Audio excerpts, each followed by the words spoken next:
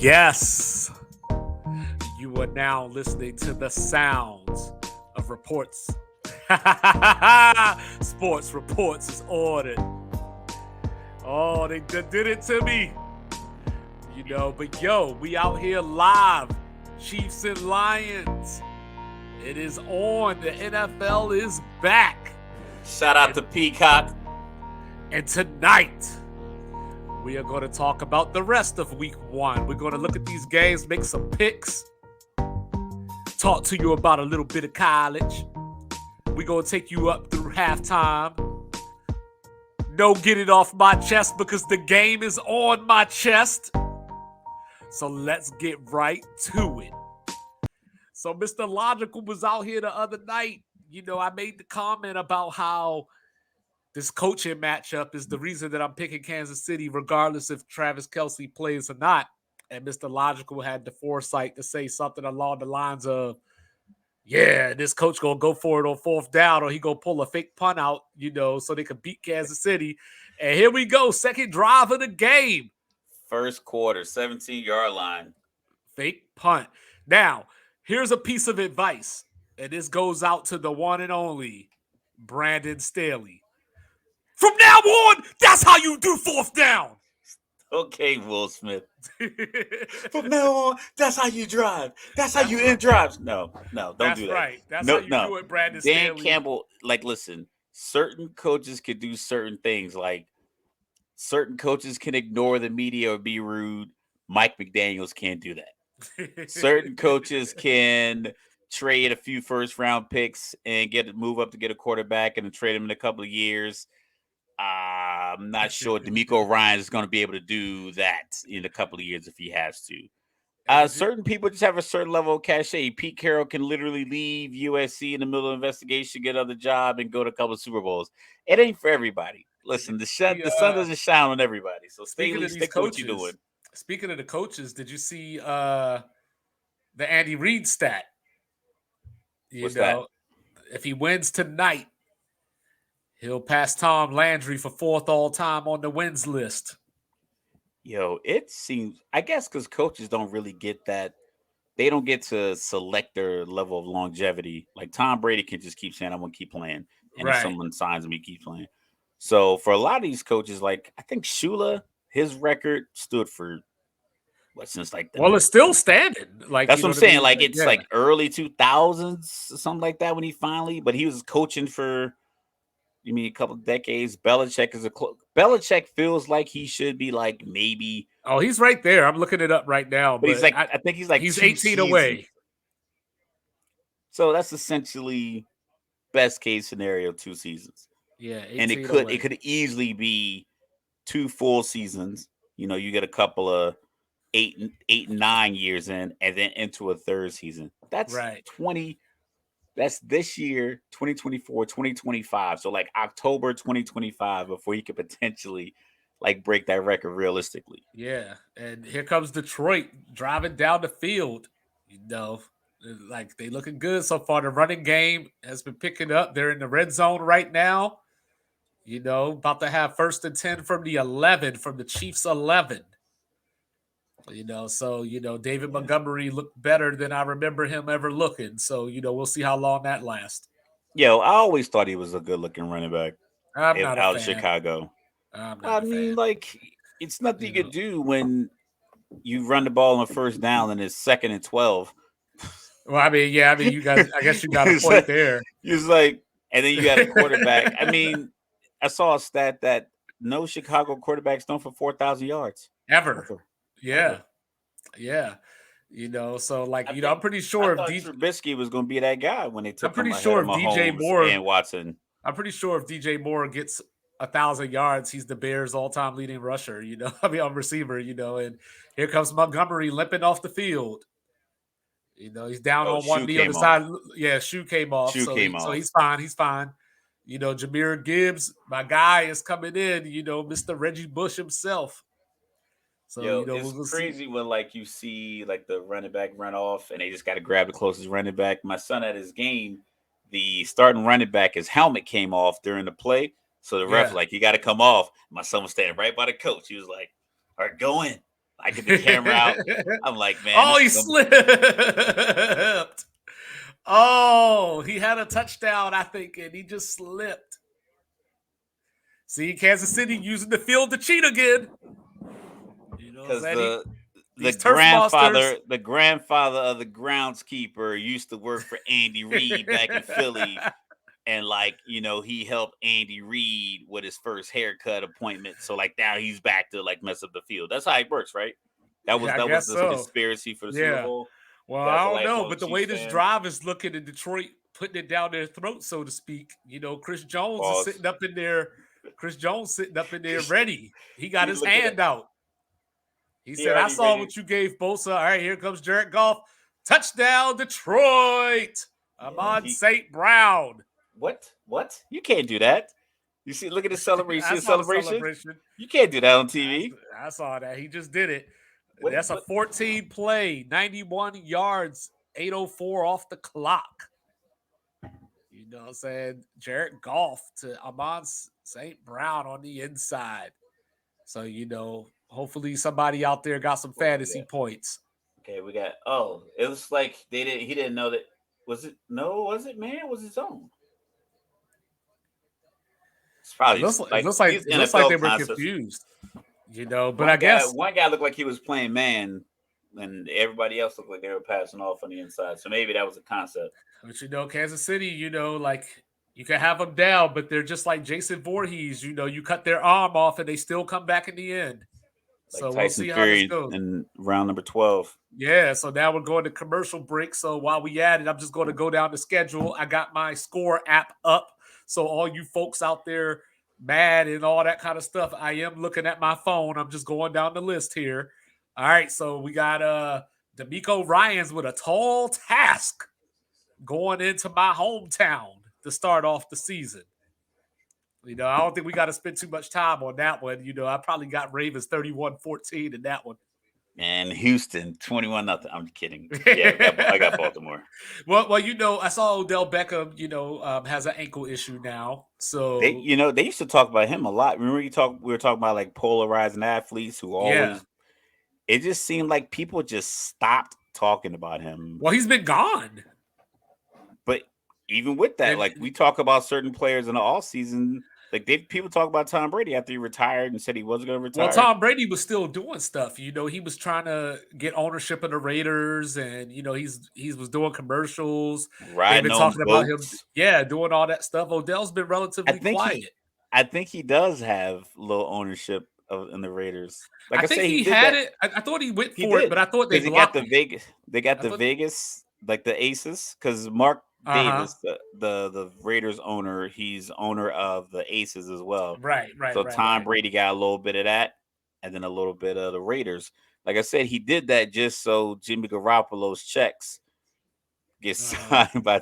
He's like, so like the signature on Jimmy Garoppolo's checks is gonna say Tom Edward Patrick Brady or Patrick Brady. I thought Jr. there was something that happened though that made the situation complicated or something, and they couldn't do it right away or something like that.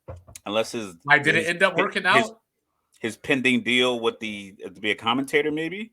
Yeah, because I think. Well, no, I think it had something to do. Like, I'm looking at this article from July 27th from Bucks Fan Nation.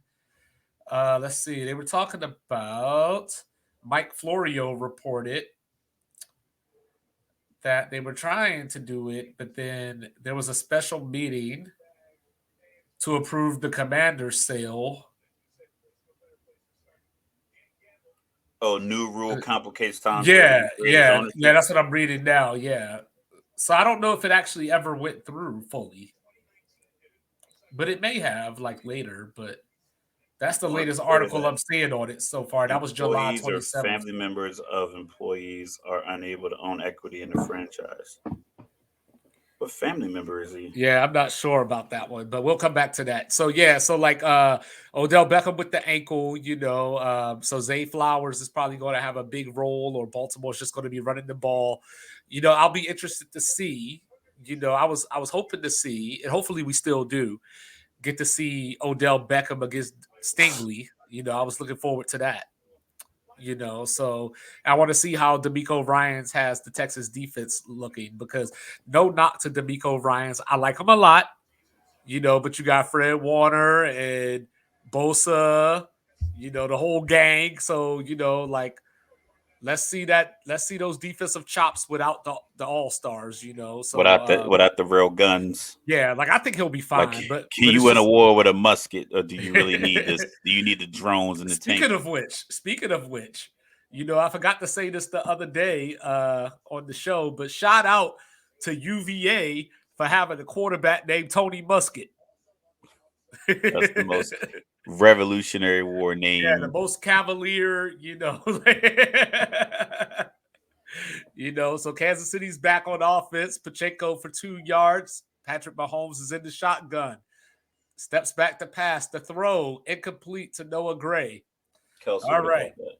So besides Baltimore and Houston, we got the Dirty Birds welcoming in Bryce Young to the compressor.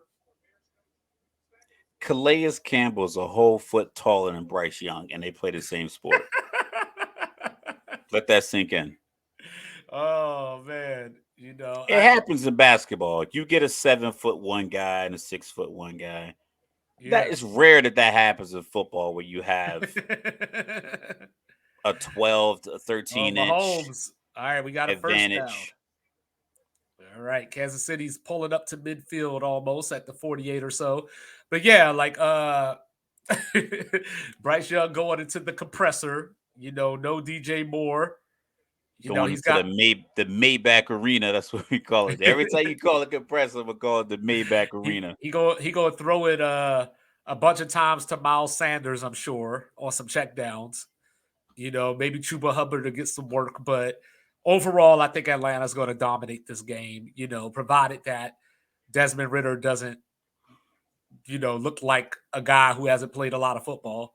I think that's like, if you think back, I know college doesn't always translate, because I know, like, it translates when, like, definitively when it's negative. It's rare that a guy has a negative college standing and then it's completely positive in the NFL.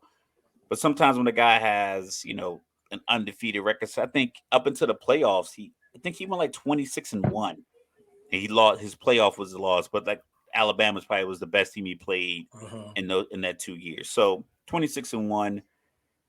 They had talent. Granted, had Sauce Gardner defensively, didn't give up a touchdown the whole time. I think that streak is still going for Sauce. I don't think he gave up one in the NFL last year either, if I can Well, recall. I yeah, I haven't heard believe anyone that's say correct. it. I I believe think that's that's still correct. going. I mean, Ritter, he just has to. If the offense looks like a threat to pass the ball deep, then I think he'll be fine. But if they keep running this, I formation, two tight end, all this false motion where they don't stretch the defense, and there's 8 dudes 12 yards from the line of scrimmage the entire game, like, then it's gonna be curtains. But if they get on some, trips left, four wide, maybe some empty, some motion out of something Yeah, like Pitts that, then should I be think back, he'll be right? fine. What's that? Pitts should be back, right?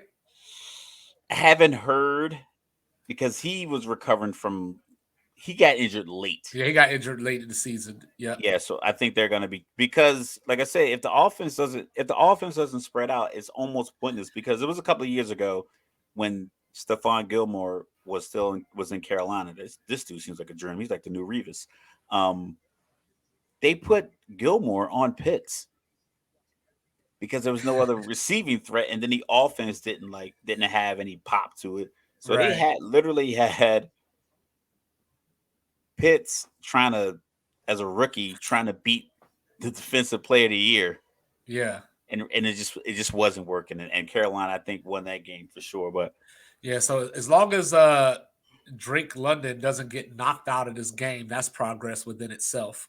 Because they were getting him killed across the middle because last they year. were running the same thing that got Pitts killed, it was so obvious that I saw it coming when I was watching. I was like, because Zacchaeus would go in motion and do like this huge loop behind whoever was the running back in Mariota, and like this shotgun pistol formation or whatever. And he never got the ball. They never threw it Right. out there. Like he would do this huge loop, and everyone would just be like, "Fuck all that. Watch the slant." And that was it. It was like either London from this side or Pitts from this side, and the safety would just come down like, "Listen, I'm gonna just. I know how quickly it's coming out because Marcus Mariota, because Zacchaeus was completely out of the play. So that's one dude not getting the ball. Running backs and pass protection is like you got two dudes in this route, Right. and we're gonna blast either one of them right here in the middle. So Right. as long as they don't run that, they should be all right. Yeah, yeah, I could see Atlanta with a double-digit win there, something like 27-13. We're at the end of the first quarter. Detroit 7-0 over Kansas City. Then the dog pound and the new richest player in NFL history, Joe Burrow, coming in. $55 million a year. Yeah, 219 guaranteed, 275 overall for 5 years. That That's just Dame broke right Lillard before the money. game kicked off. Now that Joe Burrow's celebrating his money, is he going to be celebrating in the dog pound? Is his calf good? He's playing. All right. I'm picking Cleveland, but he's playing. You're picking Cleveland. I'm picking Cleveland. Um, like I said, I don't I don't like the coach quarterback marriage in Cleveland. I don't know if it works because I think Cleveland's one of those teams. I think that they just keep dysfunction. Yeah. It's like they just keep it going at all costs. It's like instead of like trying to lock in stability, we are going to continually repeat the same mistakes. And now I'm not sure if they have expectations. So I think that might help them out. I think a lot of people are expecting them to finish fourth in that division. Uh huh. I got them third because I think Deshaun can win. Deshaun can win you more games than Pittsburgh. But like I said, when I did my little automated shuffle thing or whatever, I had Pittsburgh as number two seed. So like I say Cincinnati just because I know their identity offensively. Uh huh. Even though they lost a couple bodies defensively, I just know what they're going to do offensively, and I think they know it. The coaching staff knows it because they've all been privy to that information, operating that system. Whereas Cleveland, I mean, you See, had I Kareem Hunt forgot. and Nick Chubb. I forgot Kansas City had Valdez Scantling. He's not going nowhere. Yeah, He I forgot saved them about a couple that. times last year in their playoff Yeah, run. he In did. Jacksonville, when he caught that touchdown, I forgot and I about think he that. had a couple of big catches in the Super Bowl on like third down. Like he was a third down guy. Well, I think playing with Aaron Rodgers kind of, you just kind of get that understanding that like this quarterback can move a little bit, but he's gonna move and throw, get open. I think he was really good at the scramble so drill. That makes him good in Kansas City. so the question I have is if the Bengals are going to run the ball, because they finished with the fourth lowest rushing yards last season, and that's more due to like passing than it is like they were ineffective or anything like that. And now, Mahomes on the run, first and goal Chiefs. But now that Burrow has his money, like you brought this up before, like when Lamar got paid, are they going to try to showcase him? Like, I don't think that's an issue with Burrow because he's just going to throw probably the same amount anyway. But does he Yeah, play a little more cavalier now? a little bit And more loose. yeah, Well, it might help out because his extension, like most of these guys get extensions, like Josh Allen when he got his a couple years ago, and then you had Justin Herbert get his. It doesn't kick in financially for like two more seasons. yep, here comes Pacheco down to the two. So Yeah. he's So getting paid now. So I don't really think it's not going to change the personnel grouping. uh So I huh, think they'll play the same way. It might be a relief because right, now he doesn't have to answer extension questions because no one's going to ask him how's it feel to be like someone might ask how's it feel to have the highest contract, and he can give like some regular answer like, hey, I'm just here to help the team win as many games as I can, get back to the Super Bowl, yada yada yada. So the question becomes boring because you already got an extension. The question isn't juicy enough. Whereas if he didn't get his extension and people were asking him, and it's like the every single week is like, are the cheap Bengals going to lose out on Joe Burrow? Are they right. going to be able to, like So now that narrative won't be able to be kind of disputed throughout the media. They're just gonna now it's gonna shift, ironically, which is weird. It's gonna shift to what Dak's gonna get. That's the next conversation. Is how Oh, much is Dak gonna get when his contract is up, please considering save Joe us Burrow just got all. 55. I guarantee it. Listen, Please book it save right us now. What all. time is it? 8:57 on the East Coast. I guarantee you All right, third before and goal. Mahomes touchdown. And somebody that give me be what. the rookie, Rashee Rice from new ACC member SMU. So by tomorrow, before tomorrow evening, it will be a topic on one of these nationally televised podcast shows. Oh, you know which What show it does is. if it's not like, I don't know if it's not undisputed, if it's not for, it's got someone's, one of them, if not all of them, will bring up, and this will be the question: what does Joe Burrow's contract Made mean for for Dak. Dak Prescott? Yeah. What does it mean for Trey Lance? Does that did Jerry Jones know to get Trey Lance because he knew that Joe Burrow was going to get 55 million, and they just simply know that Dak's not worth that much? It's going to be Yes. ridiculous considering that we have this game going on right now, which is shaping up to be a good game. We're gonna have good college football this weekend. We're gonna, talk about that, and then the opening weekend in the NFL, and they're still gonna find a way to squeeze in segments on multiple shows about a hypothetical contract that Dak and the Cowboys aren't even talking about because there's 2 years left in his current deal. Oh, and don't let the Cowboys lose Sunday night, because then Monday morning it's going to be, did last night show that Dak is not worth the future investment? Or I mean, I guess it works either way. If they win, did Dak prove last night?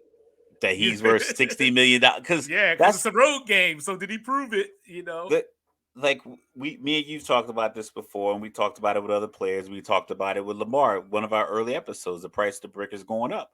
Right, right, right. Jerry Jones could have signed Dak Prescott for $29 million when Kirk Cousins got 28 million. He rolled the dice, didn't work. Dak got hurt. Carson Wentz, Jared Goff, Matthew Stafford, all these other guys started getting, Russell Wilson, all these guys started getting 29, 22. Matt Ryan got 34. Aaron Rodgers got like 32 and a half. Then I think Russ got 30, 33 or 34. So all these guys started getting a million more, a million more, a million more, a million more. Dak still didn't get signed. Then he franchised him. He played on it, had to pay him based off all these other salaries. Then he gets injured. Other guys getting salaries. Dak got 40 million. Yeah. And that's what happened. He literally cost himself as an owner $11 million a year. Like, they probably could have already been off of Dak or whatever the case may Pride. be, but for no reason, considering you Pride. paid everybody else The and you had sign, the money. the sign of a foolish man. And then we got my second upset going on up in that city with the golden bridges and the pizza sauce on top of their pizza. Good old Pittsburgh. Said I got Pittsburgh taking down the 49ers. Brock. I wanted to go with that. I wanted to go with that one just because you know what? My mom always say pick up people's good habits. I'm gonna take Pittsburgh in that too. Yeah, Brock Purdy coming east. Like we talked about it last season. How all of his games were restricted. In a certain area of the country, Yo, there my wasn't man much didn't going leave on. Pacific time. He didn't have to Yeah, change his watch. coming off that injury, like he's been, playing and everything, but coming off that injury, going up against the Steelers defense, like, because everybody's going to talk about San Francisco's defense and how, and rightfully so, San Francisco's like the defense, but I think Pittsburgh's defense isn't that far behind. So the same struggles that Kenny Pickett is going to have, I think Brock Purdy's going to Purdy's have as gonna well. have. So this could be like a 19-16 type game. McCaffrey's going to be the key, like not even running the ball, but just getting him the ball, period. He's 8 catches away from becoming the quickest back to 450 catches or some odd obscure stat I saw before Some we went ESPN on. data line. Yeah, but I think that I think that this is a measuring stick game, and these are the type of games where Mike Tomlin gets in the locker room and starts talking about gladiators and Spartans and all this kind of stuff like that. So I think these guys are going to come out to prove a point, and then I if think nothing, Mike Tomlin can get you to join a militia that he started. yeah, and if nothing Him, else, him, Dion, Dan Campbell, they can they can take over and America. The three of and, them. and if nothing else, TJ Watt is playing, and we already know, what I'm Nothing saying? to that side of the field. So yeah, so like but I think it's gonna be a good game. I think it could have the potential. I mean, me and Mr. Logical always get into these arguments because, Debates, I like defense. semantics. I I like like defense. defense. You know what I mean? But so when we get these, 16 to 13 games and everything, everybody's like, this isn't exciting. And I'm like, yo, that was awesome. So, so this is going to If be it's 7-3, I'm not rocking with seven I'm to down three. with 7-3. This might I'm good with potentially be 16-13. Like I was good. I was good with the San Francisco Green Bay in the snow. You might expect. Okay, you might expect in the snow block punt playoff excitement. I like that. But September, like, listen, man, throw it deep.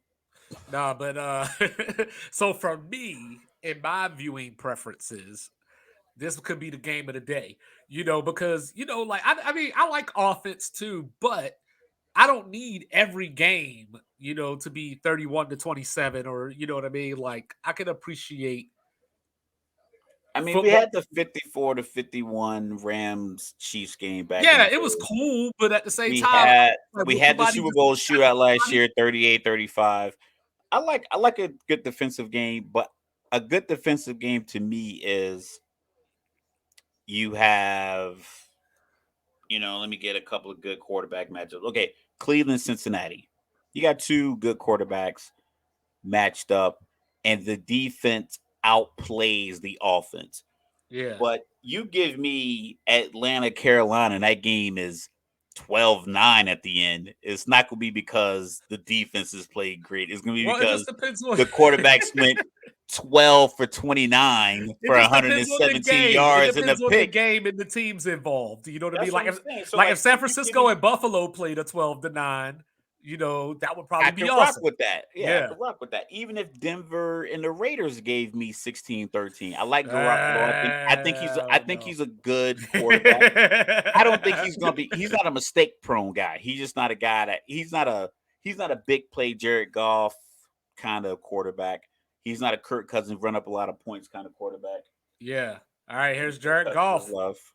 Oh, first down. Nobody touched him. I don't nobody touched him. Yeah, they touched him in the back. Okay. Yeah. Amon St. Brown down to the Chiefs 40. So then I guess I'm gonna go ahead and skip over this game. I'm just going to say Washington 33, Arizona 10.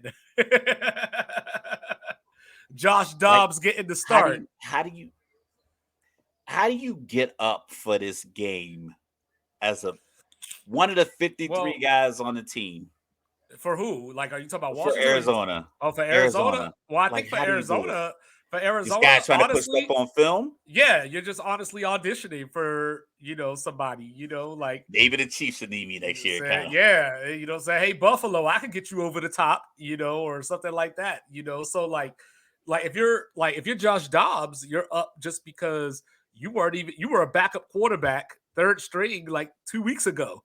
You know what I mean? So now you get a chance to start again. You know what I mean? If you're Rondale Moore, my guy, you trying to get on film and like, hey, if y'all get Caleb, I want to be here. You Listen, know? that speech that Gannon gave was just Oh man. He anybody sound he come here sounded in a like he anybody sounded come like the here on a dude. bus. He sounded like the dude at ALS that we identified can't give speeches.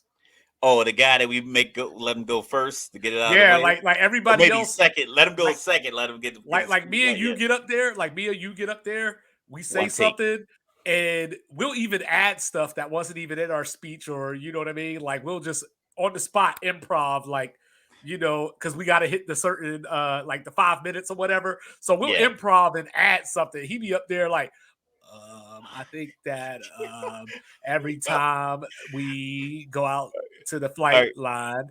Yeah. So like me and Mike, we use these military terms. NCOA is non-commissioned officer academy. Hey, I You said go there. ALS, but okay. Oh yeah, I was in AL. Me and Mike were in NCOA together, so we're in non-commissioned academy together. Um, and the format is simple, just a leadership academy. And there's probably, I think ours was 10 flights. It was like Something like that. like It 10 was like flights. 135 students or Yeah, something so it was like altogether. 10 different classes, 13 people per class. It's a very intimate setting. The room is shaped like a U. It's deliberately set up for Go you Utes. to yeah, straight up. Literally, it's a U shape in the classroom. It's designed for you to like look across at your classmates. You're just constantly making contact with people because throughout it, you're gonna do scenarios and speeches. So the whole idea was like get comfortable with your teammates, I mean your classmates. We had name tags. We hung out. They suggested they would like give us time to hang Shout out out to Four Loco. for a loco. We went to, I think, how many times we go to? We probably went to Hooters about 11 times in those Hooters. 6 weeks. Shout out to Denver 16th Street. Yeah, 16th Street was out there. We went to Rockies games. Like literally, we were staying in the same hotel. The hotel was walking distance to the school. Like literally, you walk to the courtyard, past the gazebo, you're in the schoolhouse. Uh-oh. So we spend Fumble. all this time together. You get people get up there to get these speeches like, yeah, so the whole airman concept. I was like, Snap. dog, we've been hanging out. We've been hanging out for weeks. Like, you Yeah. should be good talking to the 12 of us Oh, the ball in hit this the tight classroom. end. The tight end was going in motion. They snapped Going the in ball and motion. hit the tight end. I had that happen to me in Madden once, man. I was livid. I'm like, this is not supposed to happen. you know. But yeah, so like that's how Gannon's speech was. This was like, dog, why are you up here? Just anybody who came here in a car, Follow who, me. who All came here in a bus. Did you right. feel the did you feel the fire? Second and 20. Here comes Reggie Bush again. So in the sports group, they talking about uh Kamara / Todd Gurley, is Jameer Gibbs. But yeah, so Oh, you this next game, Kamara and the girly? could be sneaky good. Mr. Logical's going to disagree with me, but I'm just going to roll You're with it. probably right. Yep. Minnesota and Tampa Bay is going to be a better game than it has any business being. Doubt it. Oh, the Minnesota's defense is trash can. Well, they got Brian Flores now, though. You know what I mean? So, like, They could probably play cover 2 or cover 3 and confuse Baker Mayfield all Baker game. Mayfield, you know what I mean? I think Oh, ball's out, and ball's it's out. There over. you go. Fumble. Chiefs got the ball. This is why they're the champs, people. Bend but don't break. Bend but don't break. When you play with skill, good luck will happen. Yes. You know what I mean? They looking like So you Detroit. That got play, you know what that play Minnesota, reminded me Tampa of Bay. right there?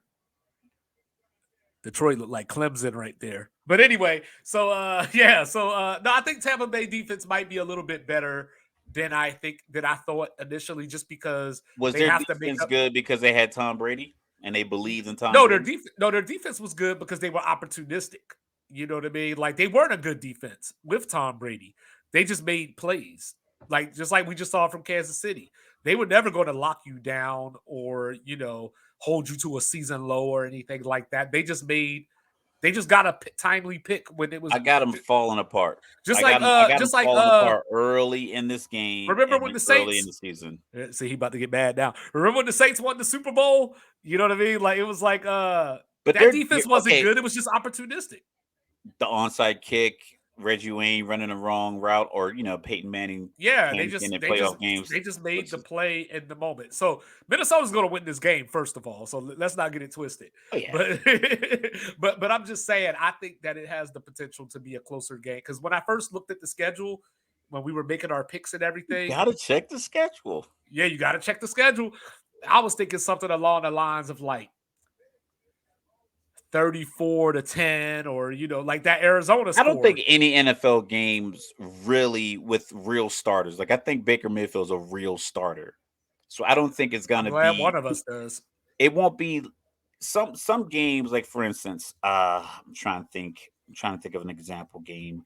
Baker Mayfield just Um, want his damn respect. like you have some of those games where you're playing your second or third string guy, and it's a huge drop off from the starter. Yeah. And you just can't move the ball and you're playing a really good team, you tend to get blown out. Like for instance, if your rookie starting quarterback goes down, most guys have another young quarterback as a backup. Houston's trying to play with their backup against Baltimore. Yeah, that score can get ugly. Or you start the game like Josh Dobbs. There's been a career second or third stringer, and now you put him in a system less than a month ago. That's not even two whole paychecks, and he's already like the starter week one on a team that is already grumbling about the previous quarterback and whatever he was going on, and potentially one of these top three guys next year. So I think he's just in a no man's land. So I can see a game like that getting out of hand. I think Baker Mayfield's played enough football to where it won't get out of hand. It just won't be productive for them. That's So fair enough. Minnesota's going to have they're going to score 27 points because they're going to have a regular NFL game. They're going to have a couple of punts, then they're going to put a couple of drives together, And they got the jet. 14-3, 14-6 at halftime. They're going to come on second half, dominate the clock. Tampa Bay won't be able to move the ball because I just don't really have a lot of faith in I don't have a lot of faith in Baker Mayfield's ability to just generate energy for from his teammates because he had talent in Cleveland. It just felt like he should have had a better time and been more successful in Cleveland with the lineups that he had. Yeah. And Well, I guess it we're should going have past felt like halftime. oh, it's almost we halftime yeah, we already 4 minutes and 30 seconds left in the half. But yeah, like already. We yeah, only 36 minutes in the recording. they've been running. Oh yeah. They've been running the So ball. But yeah, so then we got the rookie debut, another rookie quarterback. Apparently he went in for an extra 8 hours this week, Anthony Richardson. So maybe that means that he'll complete like 59% of his passes. He's got Jacksonville coming into Lucas Oil Field. and they're Eh, down just Jonathan Taylor for 4 weeks, right? Because of the pup Yep. list. Yep. So it's going to be up to Deion Jackson or our guy, Zach Moss, you Shout out to the know. Utah. But yeah, Jacksonville all the way. Jacksonville. I think this game is going to be a little close though because the Colts defense, does play hard. I'm interested to see what Steichen has planned for Anthony Richardson, being that he did coach Jalen Hurts. So I'm interested to see what kind of packages and schemes he comes up with. I think But it'll be vanilla. I we'll think it'll see. be vanilla.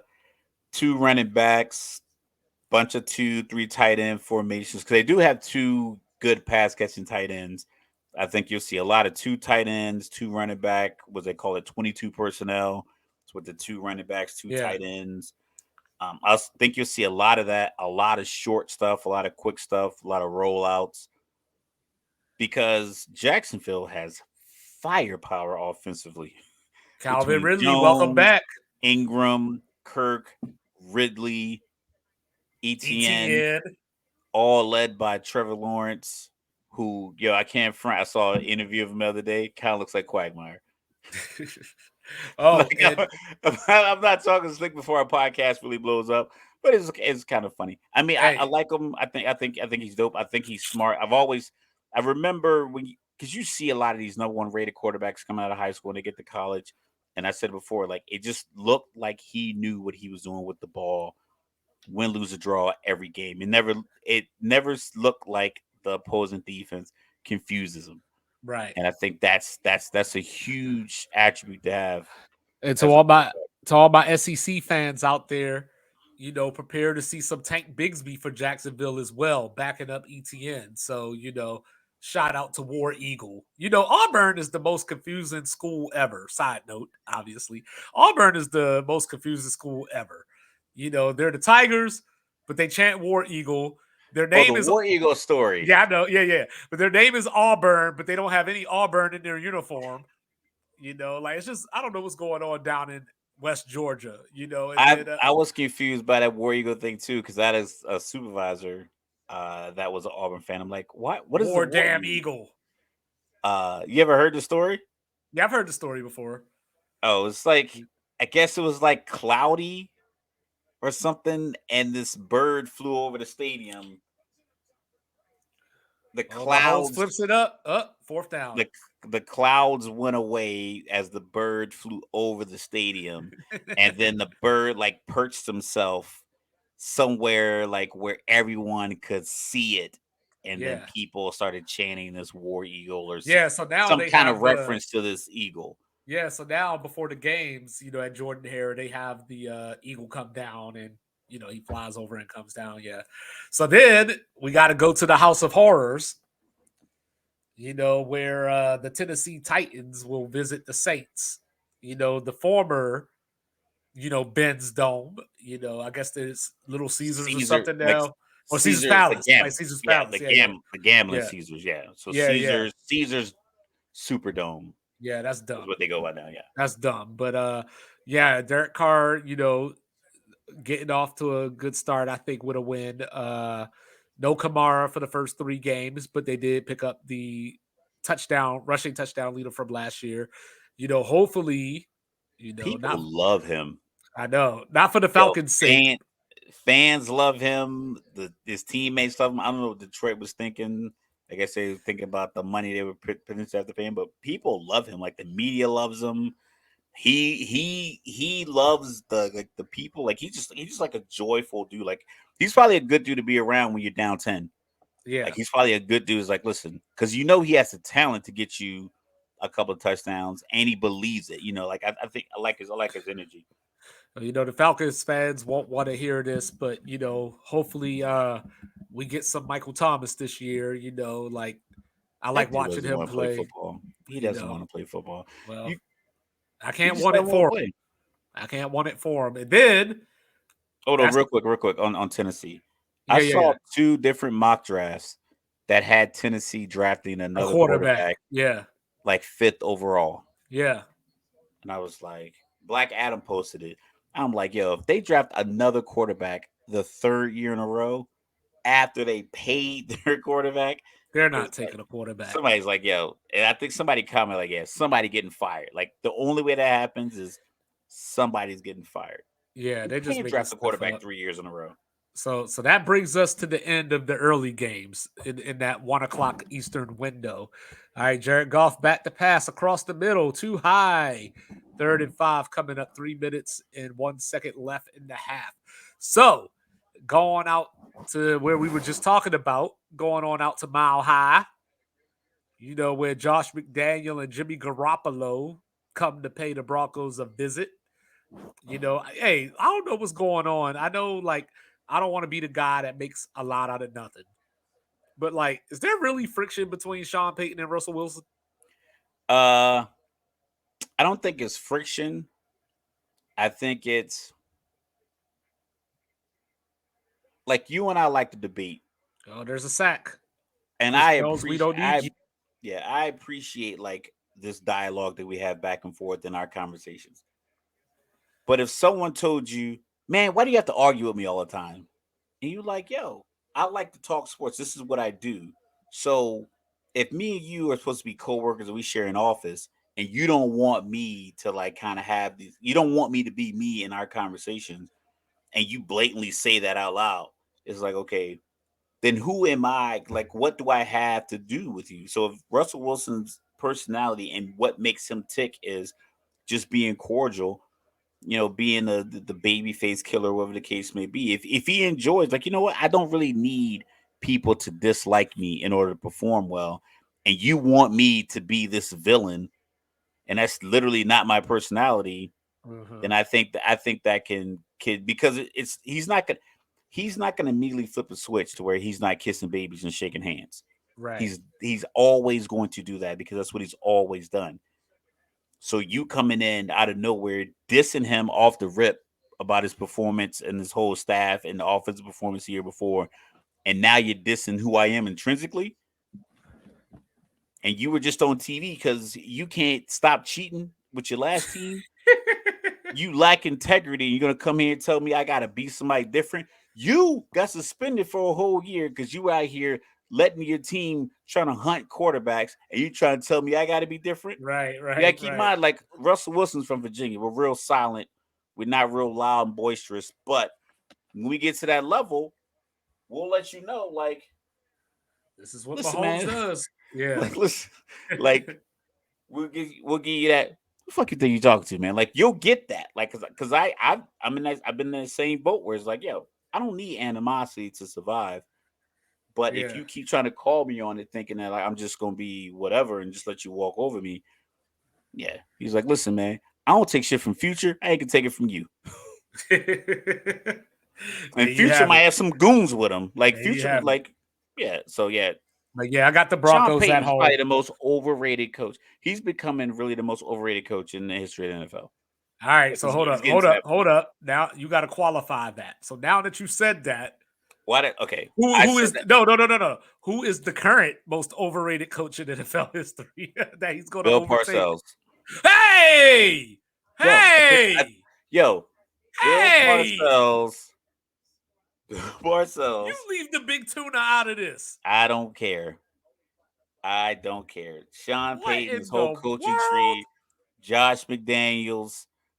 Who else am I throwing What that in the world in did you that just pot? say? Like what? Listen, give me Dan Reeves all day. Give me Don Shula all day. Give me Mike Tomlin. Dan Give me Reeves, Bill huh? Cowher. Dan Yo, Reeves, huh? yeah, give me all of that. Give me those guys. I mean, it's like this. I just feel like give me Andy Reid.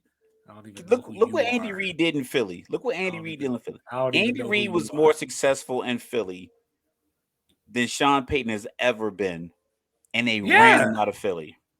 yeah, Sean Payton and Mike McCarthy have nearly identical yes, records, they do. but Well, yet no, I'm Sean not. I Payton. wasn't. I'm not tripping off of Sean Payton. I'm tripping off of you saying Bill Parcells. I just feel like sometimes I think people or just I think the what's the word gravitas of these personalities. Listen, granted, I guess all right. I'll backtrack. I don't really think he's the most overrated of all time. I think Thank Sean you. Payton's up there, but Okay. I think I think it's close. I don't really. What's Bill Parcells' real impact? I don't know. Bill Like, Belichick was architect of the defense. Lawrence Taylor was the quintessential greatest defensive player of all time. see, and I thought my answer was going to be disrespectful. You said Bill Parcells. I thought I was going to be disrespectful. I was going to say Mike Dicker. Oh, he's up there too. Yeah, I was going to say Mike Dicker. That's all Buddy Ryan, baby. Exactly. That's what You I'm know what I mean? saying. Like, you know what That's I mean? exactly what I mean. I think they are split from the same atom, just coaching two different places, and they were essentially standing on the shoulders of giants, being their defensive coordinators and their great defensive players. Oh, Mahomes Because going deep, too deep. Yeah. See, we on Peacock, and I'm still ahead of you. well, that just happened You know, because make I no was ahead damn of you. I sense. was ahead of you the whole time until this You, last you know, little. but yeah. So next, Mr. Tua, I am calling you to the carpet because you are returning to the scene of the crime. The crime being Sunday night football last year. 10 for 28, 145 yards against the Chargers. You got to get your get back, sir. Everyone's like, man, Miami should have taken Justin Herbert. And this is the toughest game all week for me to choose. Like, even with Tua playing that badly, they only lost 23-17. So like so this is a hard game for me to choose because the winner of this game, I don't even know. This ain't even gonna make sense. So I'm gonna back up. One of these two teams is either gonna be the surprise of the season that shocks somebody in the playoffs, or they're gonna be the most overhyped team in the league that leads to disappointment. No in between. See, I feel I feel what you're saying. I think like the same thing I just said about Ditka and Parcells. I think these both of these teams are split from the same atom. I think they are identical teams on opposite coast. Yeah.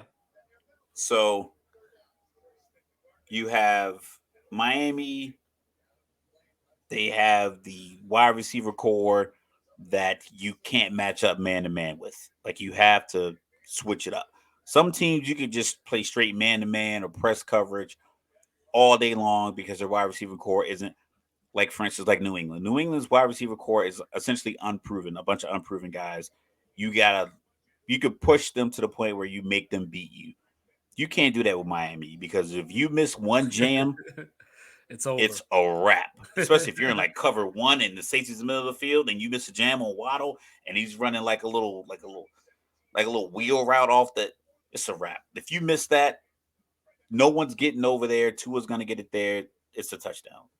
Same thing with the Chargers. If you try to play this wide receiver core too aggressively and you miss, Herbert's gonna hold on to the ball That man got and cannon. he's gonna fire it off. And his Yeah, wide receivers are big, so his margin for error is huge because the size of his wide receivers. right, Whereas two of his wide receivers are so fast and so quick. Granted, they're smaller, but they're so fast that he'll have a 2 yard window to get the ball in. right, right. So I think for that they're kind of the same team. They both have pretty solid defensive front. Khalil Mack and Bosa are more acclaimed than Chubb and Phillips, but they as far as like what they can do is with the size speed combination on off the ends. The Rams, granted, is not playing, but like the whole defensive scheme, I just think McDaniels is going to play more to his quarterback strengths. 3rd and 17. Oh, and we got a catch. And He caught that. oh my god, he caught Valdez that. Scantling, So I gave you Tua, right? 10 for 28, 145. What? And Wait, that wait, wait. Would you not? Why wouldn't you take the holding call and make him go for it on fourth down? I would have. I would have let him make him go for it on fourth down. I would have too. Oh, we got a wide open receiver.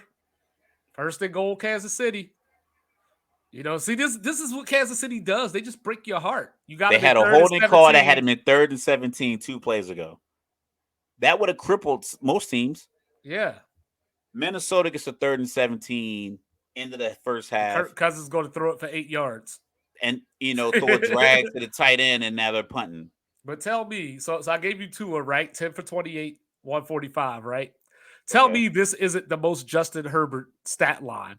So, like I said, it was 23-17, Sunday Night Football, right? All right, wait. Let me guess it. All right. Justin Herbert, typical Mahomes, stat line. touchdown. Man, I hate when you get ahead of me. And that's not I even hate Noah it. Gray, y'all. That's another tight end. That's Blake Bell, Yo, if former you're gambling, quarterback at Oklahoma. Oklahoma, yeah, he came like Lane Johnson was a foreign quarterback. Now he's offensive tackle. It's crazy what weight can do. So Justin Herbert, typical stat line, 23-17. I'm gonna say he was 36 for 48, 265 yards, 1 touchdown, no picks. Yo, you started off good. 39-51. I knew it was gonna be something ridiculous. 367 yards, 1 touchdown, no interceptions. This is the guy that threw 25 touchdown passes, but he just throws all the He threw damn the ball time. 799 times. That's what I'm saying. What's going on? All right, so then we go up to the 12th man. We got the Rams Wait. coming Who'd you pick in that game? Oh, I didn't pick anybody, did I? See, I tried to sneak out of there. Yeah. I'm going with the Chargers. I'm just going with them because they the home team. I got no other reason. All right, so let's do a quick recap to see who you got versus who I have. I got Kansas City, I got Baltimore, Yep. I got Cincinnati. So that's where we differ. So Yeah, I'm I just got putting Cleveland. asterisks. Yep. I got Minnesota, I got Atlanta, I Yep. got Arizona. Nah, you ain't got Arizona. Stop that. I got Washington. I got Jacksonville. I jumped on the bandwagon with Pitt, New Orleans. I got Denver. Yeah, I got Denver too. You got Denver. I got Philly. Oh, we haven't gotten to Philly yet. Yeah, we haven't So got there yet. We haven't got I there got yet. Miami. So yeah, I got Miami. Yeah, I'm You taking got the Chargers. Yeah, I'm taking Okay. the Chargers. So far, we got 2. It's just a tough game for me to pick. So when in doubt, I just go with the home team. And then, then we go into the 12th man. No Cooper Cup. So I guess I got the Seahawks. No Cooper Cup. Stafford's first game back, coming off of surgery and everything. I'm guessing Van Jefferson is going to be wide receiver number 1. Cam Akers is going to be your running back, but the Rams aren't good at running the ball. So, my whole point of the Rams for this season. So we were talking about Todd Bowles and how he's probably going to be the first coach to get fired week 6, week 7, or something along those lines. Yeah, I don't think he makes it to Halloween. Yeah. McVay might be the first coach to quit after like week 5. He has to finish out in order to get hired. In order to get his job, in order to get Sean Payton's job that he just vacated to go to Denver, he has to finish the season because you can't put him on TV if he quits on his team in the middle of the year. Yeah. Because that's all you'll hear about. I know people have a short memory and like sports goes on, a news cycle, it's a 24-hour news cycle. But if he slides and then you hire him, it's like he has to finish out the year. It's gonna be tough. It's like because I like to play Madden at night when I'm like chilling, and I'm like I look at my because I have a favorable schedule. I go to work. It's like 9 o'clock. So I'm like I could lay it down at 1 o'clock and still get 7 good hours of sleep. Go to work. So it's like 12:15. I play a game. I win. My streak's like 4 or 5 games. Like I'm gonna play one more, and I play one more, and I lose badly. I'm like I can't go to Now you sleep got on to that. stay up. Yeah, you got to Now stay I got up. to play another one. That's Stafford this year. Stafford's injury, if he would have played out last year, I think he would have rode off into the sunset. Because you would have seen it right on the wall. It's like, this team can't win. But Right, right. because he got injured, he's got to come back. Because it's 12:55. I can get to sleep by 1:30. I can get to sleep by 1:20 if I make this dude quit. So that's where he's at. Like I think, like I'm not speaking for him, but I think just like he accomplished a lot in Detroit. He was a good quarterback. He didn't get a lot of wins out of it, but he's very entertaining. He had a pretty lengthy, remarkable career. He got big paydays. He got he played with a Hall of Fame wide receiver. He's on the fringe of a Hall of Fame vote. Depends on how this new high passing volume era voting goes, starting with guys like Eli, Ben, Phillip, Matt Ryan, whenever he officially retires. So depending on how these guys pan out, because if you get Eli, Phillip Rivers, Ben Roethlisberger, then Matt Ryan, Matt Stafford, I think they're in, and then that puts guys like Flacco on the fringe. That Cam puts guys Newton. like Cam Newton on the fringe. Whereas if Matt Ryan or Phillip Rivers don't get in, then that would leave Stafford on the outside. So I think one more year, maybe to solidify his legacy, might help out. But the team, they they could have probably done better. They probably could have traded Aaron Donald this offseason and bolstered the offense as much as they could Yeah, they traded and Ramsey. and steadied the defense. Like get me some good defensive players in Yeah. here and give me some excellent playmakers. Bring Odell back because you could trade and get the pieces, whatever, move the money around, get Odell back. Just let's play, greatest show on turf, old school St. Louis Ram style, and see what we can do. But they kind of was like they had like 1 foot in each pond, like the warm pond and the cold one. And Mm-hmm. now you're like, man, you're gonna struggle to go 5-12. All right, then you got the Eagles going to Foxborough. So can Bill Belichick do it? Did they outlaw that rugby scrum first like quarterback sneak that Philly does? I know they brought it up. It's a couple of different rules that have kind of snuck under the radar that people haven't talked about. You know how in college you get the ball, essentially anything's a touchback on a kickoff. Yeah. NFL is the same way. Uh-huh. If you fair catch it at the 5, you get the ball at the 25. Yep. If you fair catch it before the 25-yard line in the NFL, you get the ball at the 25-yard line. It looks like People don't even know that. it's still legal. That's still legal. Another play that like not to touch the RPO. If you hand the ball off in front, the quarterback, if they hand off in front, I think that's illegal now. I read that a couple of months ago. I don't know if it was like they were still waiting on a vote, but if you hand the ball off in front, I think they consider like an illegal forward pass. What we got? 16 Yes, we seconds got left, 7 seconds. and I gotta. Yeah, they're gonna. Yeah, I'll let you get there. I'm at 7 seconds. Yeah, they just clocked it. So Yeah. yeah, so I'm interested to see how Mac Jones reacts to the pressure that he's going to be under. Of course, Philly led the league in sacks last year, NFL record. So it's going to be interesting to see how that goes. They picked up Juju, so maybe some quick drop offs to They him. have they have they have no they have nothing. They have no none of like somebody like Nick Wright. Once again, I'm shout out Nick Wright. First things first. He was like, "There's not a wide receiver on that starts for New England that would be in the wide receiver room for Pittsburgh. Like that's the gap of talent that New England wide receivers have." Ooh. Uh, I mean, Juju came from there. Who are you getting rid of to put Juju in? I don't What know. does Like, Juju give you? If Juju you're was not like, "Yo, getting rid I'll of be fourth," Pickens. not getting rid of Pickens, not getting rid of Johnson, Washington, maybe. but that would mean Juju would have to be like cool with just simply being a slot guy to a rookie court, like a second year quarterback. Yeah. Then you have Fryermuth as a tight end, so he's probably a bigger passing threat. New England didn't do them like I love Bill Belichick, but he should not be the final voice on uh Personnel decisions. personnel decisions. Yeah. He should be a loud voice Right. Right. and a neutral person who worked at some other agency or team should be like that. This is a part where like an analytics guy would be valuable. Like, no, we're not going to take this guy because you like his work ethic. We're going to take this guy because he runs a 4.39 and he's 6'4". Teach him. Hold on. Don't say anything. But yeah, so I don't see yeah, I was You just didn't like, want you didn't want to risk a block punt. no, you just throw a Hail Mary. No, you don't.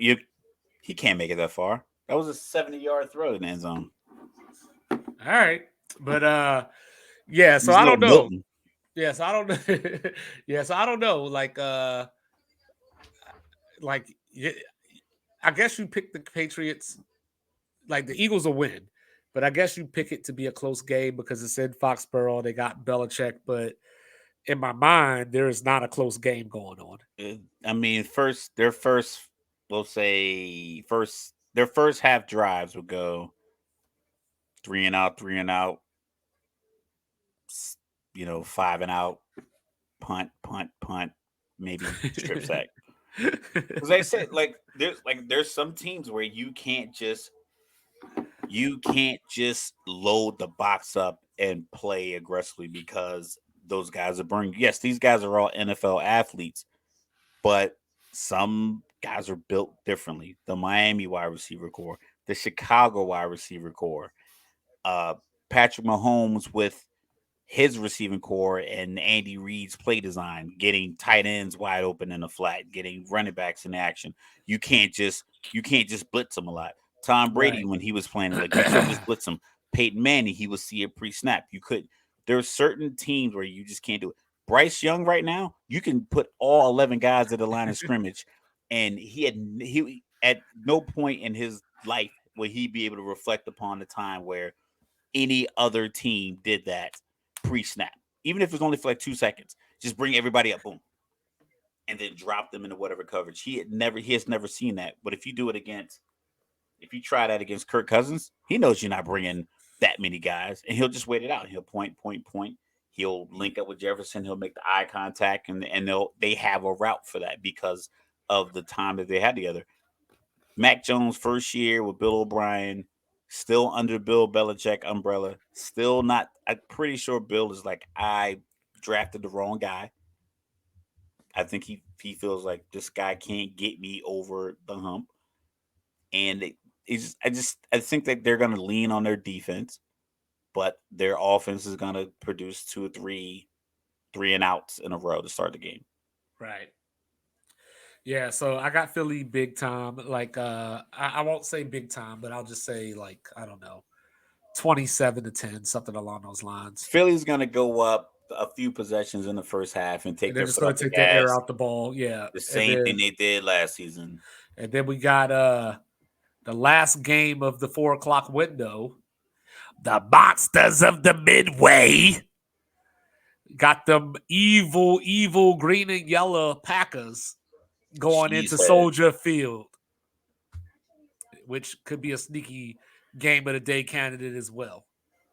I think that's more likely to be game of the day than the Minnesota Tampa Bay one.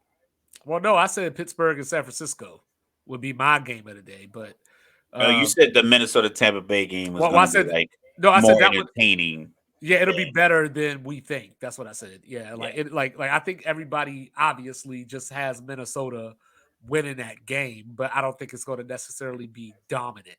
You know, I love making these picks because I've done it. I've done it for years. Like, you have yeah, watched football for the better part of my existence, and I make these picks, and I have viable reasons in my head while I'm making. I circle them out. Like I wrote it out like this, where you just circle who you think is going to win. yeah, Let's see, yeah, like so I circled it out. I'm like I'm super confident, and then I'm gonna watch TV on Sunday and be like, man, I was not right at all. yeah. The NFL don't work that way, especially early in the I'm season. gonna be so wrong on like two of these games. Yeah, 2 or 3 of these games are gonna be like, man, I knew I should have picked the other team. yeah. So who you Like got? So who you got in this one? I got Chicago, because I like their wide receiver core. Like I said, I think the defense pre snap makes Green Bay, or like the offense pre snap makes Green Bay's defense have to respect multiple layers of multiple facets of the offense. You got to respect the Justin Fields running option. You got to respect his arm. You got to respect DJ Moore's route running and playmaking because he's one of the fastest guys in the NFL. I think a few years ago, before he changed his number to 2, he caught a pass, like a little drag route, and when he turned it upfield, it was like the fastest recorded speed of that season, something like 22 miles an hour on his touchdown. Yeah, So he's a big wide receiver, so you don't expect him to move like that. He just played in Carolina for the last few years, so people don't really know. They're normally in the 1 o'clock slot. Even with Cam is the guy you to focus on in Carolina. You didn't really right, focus on right. anybody else. So I think that Claypool being a big body, I'm not sure if if he's patient enough to like wait his turn to get the ball. If that's going to implode, I don't know how it's going to play out for a whole season. But I know in a game like this where you got to respect the size, it's damn near 6'5", 220, 230, and then Mooney in the slot where he's comfortable, and you have a quarterback that can keep the play alive. The slot wide receivers normally being covered by the third or fourth cornerback or a linebacker, depends on the formation. Linebacker gets his head in the backfield because Justin Field rolls out. Mooney spins out. Now it's a 17-yard gain because Justin Fields' arm can make any throw on the field. So I think you got to respect all of that. And I like Jordan Love, but we don't know his his moxie in a real game. Like he came in for Aaron in a couple of games, but I'm the man on these streets. I got this rivalry game against a team that's up and coming. I just like Chicago in that just because I think they're going to make you work more than Green Bay will. I'm going with the cheese. The one thing that does scare me a little bit is these injuries, because Dubes and Christian Watson both got the hamstrings. Dubes came back to practice, so we're going to have to wait and see if Watson is going to come back to practice or not. Soft tissue, man. You know, Old school. but Green Bay, for your DJ Moore, Green Bay has a top 2 or 3 corner in the league to match up with him. I think that Green Bay can run the ball on Chicago. Now that they don't have Aaron Rodgers, they don't have to force it and throw it, just to appease somebody's ego. So now they can use Aaron Jones, and if he's ineffective, you got AJ Dillon coming in.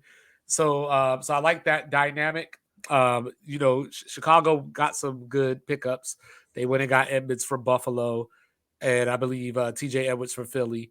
So so they should be improved on defense from where they This were could be last year. yeah, this could be the game of the day. This could be the game that's like, 27-24, but it's, three touchdowns in the last like 6 Yeah. minutes of the game, kind of Yep. like guys just like let loose, go for it, and game winning field goal, 45, Yeah. 50 yards, something like that. Yeah, I think it has And that kind of potential.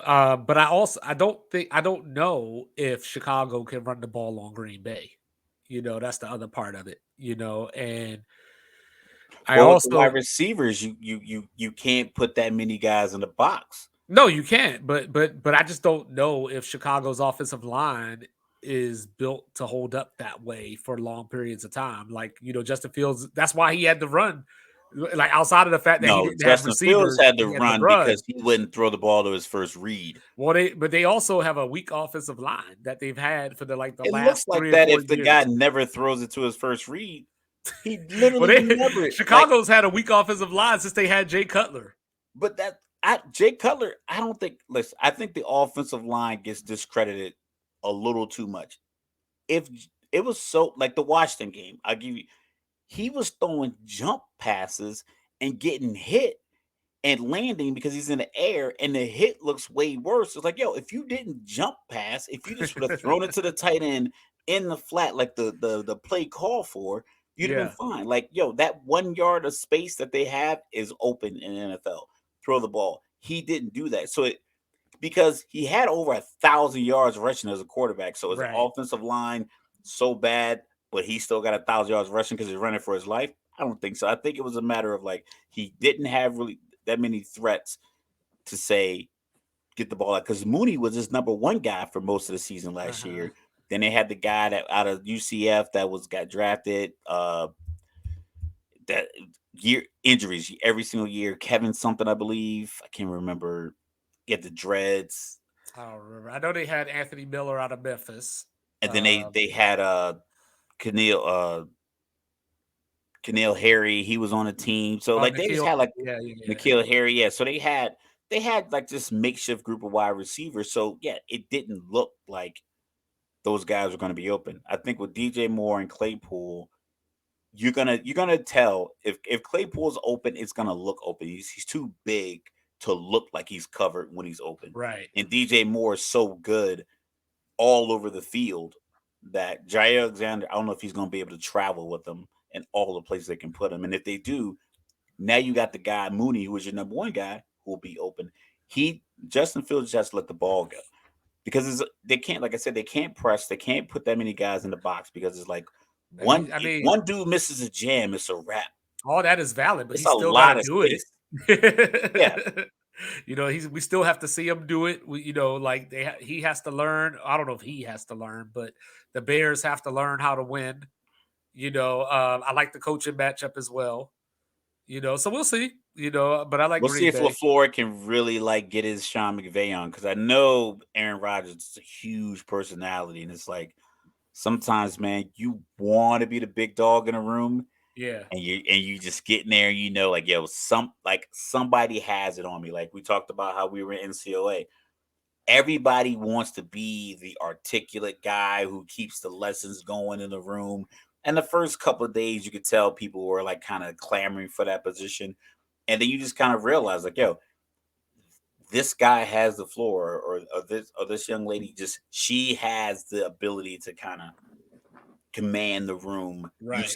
You gotta take a back seat. It takes a while, but you have to have some self awareness. Be like, yo, all right, I gotta take the back seat. I think Matt LaFleur took the back seat to Aaron Rodgers for the last couple of years. He gets to step up and put his imprint on it. So hopefully that works out for him. But like I said, I got Chicago because I just think that the couple of years of Justin Fields getting his head beat in and still being somewhat successful as an individual player, and then adding better pieces with that the Carolina you know trade.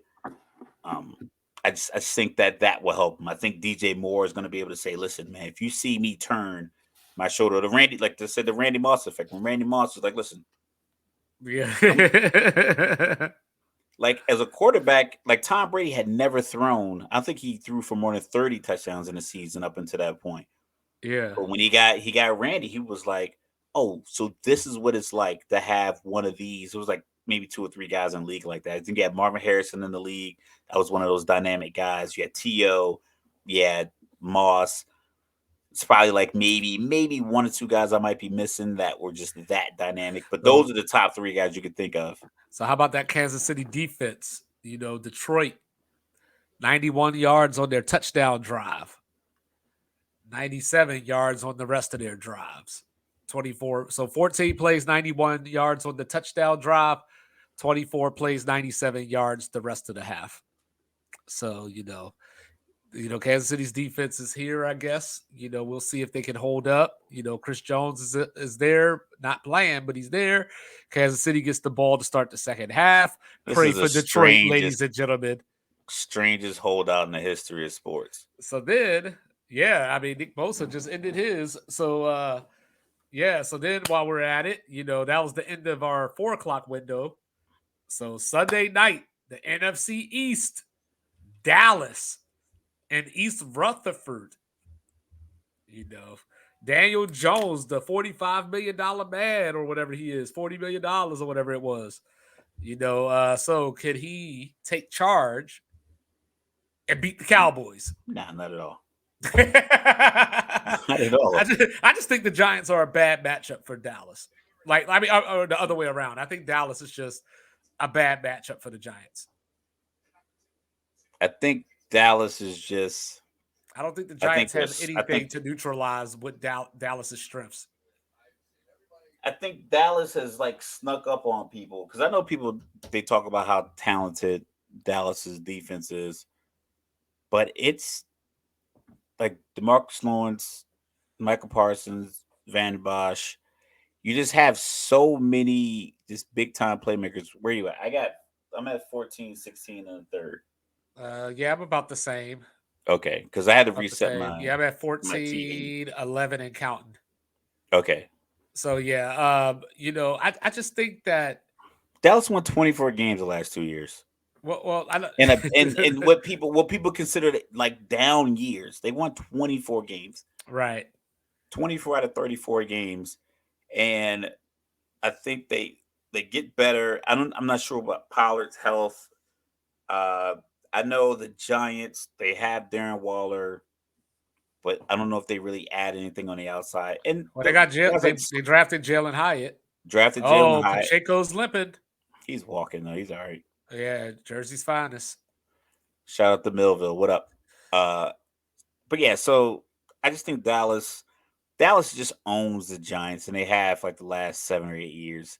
Even through all the ups and downs and trials and tribulations, and us throwing dirt on the Cowboys every year, they're at 10 wins, 11 wins, 12 wins, 10 wins, 11 wins. It's just like the team's talented. I think it's just we we we give them postseason expectations in the preseason that are hard to attain for any team. I mean, hell, the Right, last 5 years, one team has stamped themselves into the AFC Championship game, and the rest of the AFC hasn't been able to compete. You had the Bengals were in it twice, the Patriots were in it. Who else did they play in the AFC Championship? I think they had the Titans one year in the AFC Championship game, yep, they did. and then give me another one who's that's escaping me. Was it Buffalo? Was it Buffalo was an AFC the one that the 13-second one? That was the AFC Championship game. I thought that was the. Because that was the one I thought Stephon that was. Diggs stayed I on the thought that field with was. the confetti. I thought that was the divisional round, and I thought that was No, the because year he, they. he he stayed on the field and watched the confetti fall. And I don't think they dropped confetti. Oh But yeah, that was the year Kansas City beat Cleveland with Baker yes, Mayfield. Yeah, Baker yeah, Mayfield with yeah, with with, with Chad Henne on the fourth down play. Yeah. yeah. When Cleveland should have won. Yeah. Shoulda, coulda, woulda. So if you think about the AFC, pretty much, you know, 3-and-out for 15 Detroit's teams. defense. 15 teams have been vying for that one spot the last 5 years. So when you give the Cowboys the expectation that you guys are going to represent ANC in the Super Bowl, it's like, listen, you got a whole other conference over there. 15 of those teams aren't even getting close to it because one team's dominating the whole thing. Right. So when they fall short in the playoffs to a team like San Francisco that just plays good, smart, sound defense, and they make timely plays and they get hands and it gets interceptions and tips, it just makes it Right. look like the Cowboys are an awful team. They just have Super Bowl history, which is like 5 presidents ago, and then people just get upset when they don't. Like, listen, they're not gonna always get there, but I think as far as the matchup with teams like the Giants, everyone's their darlings.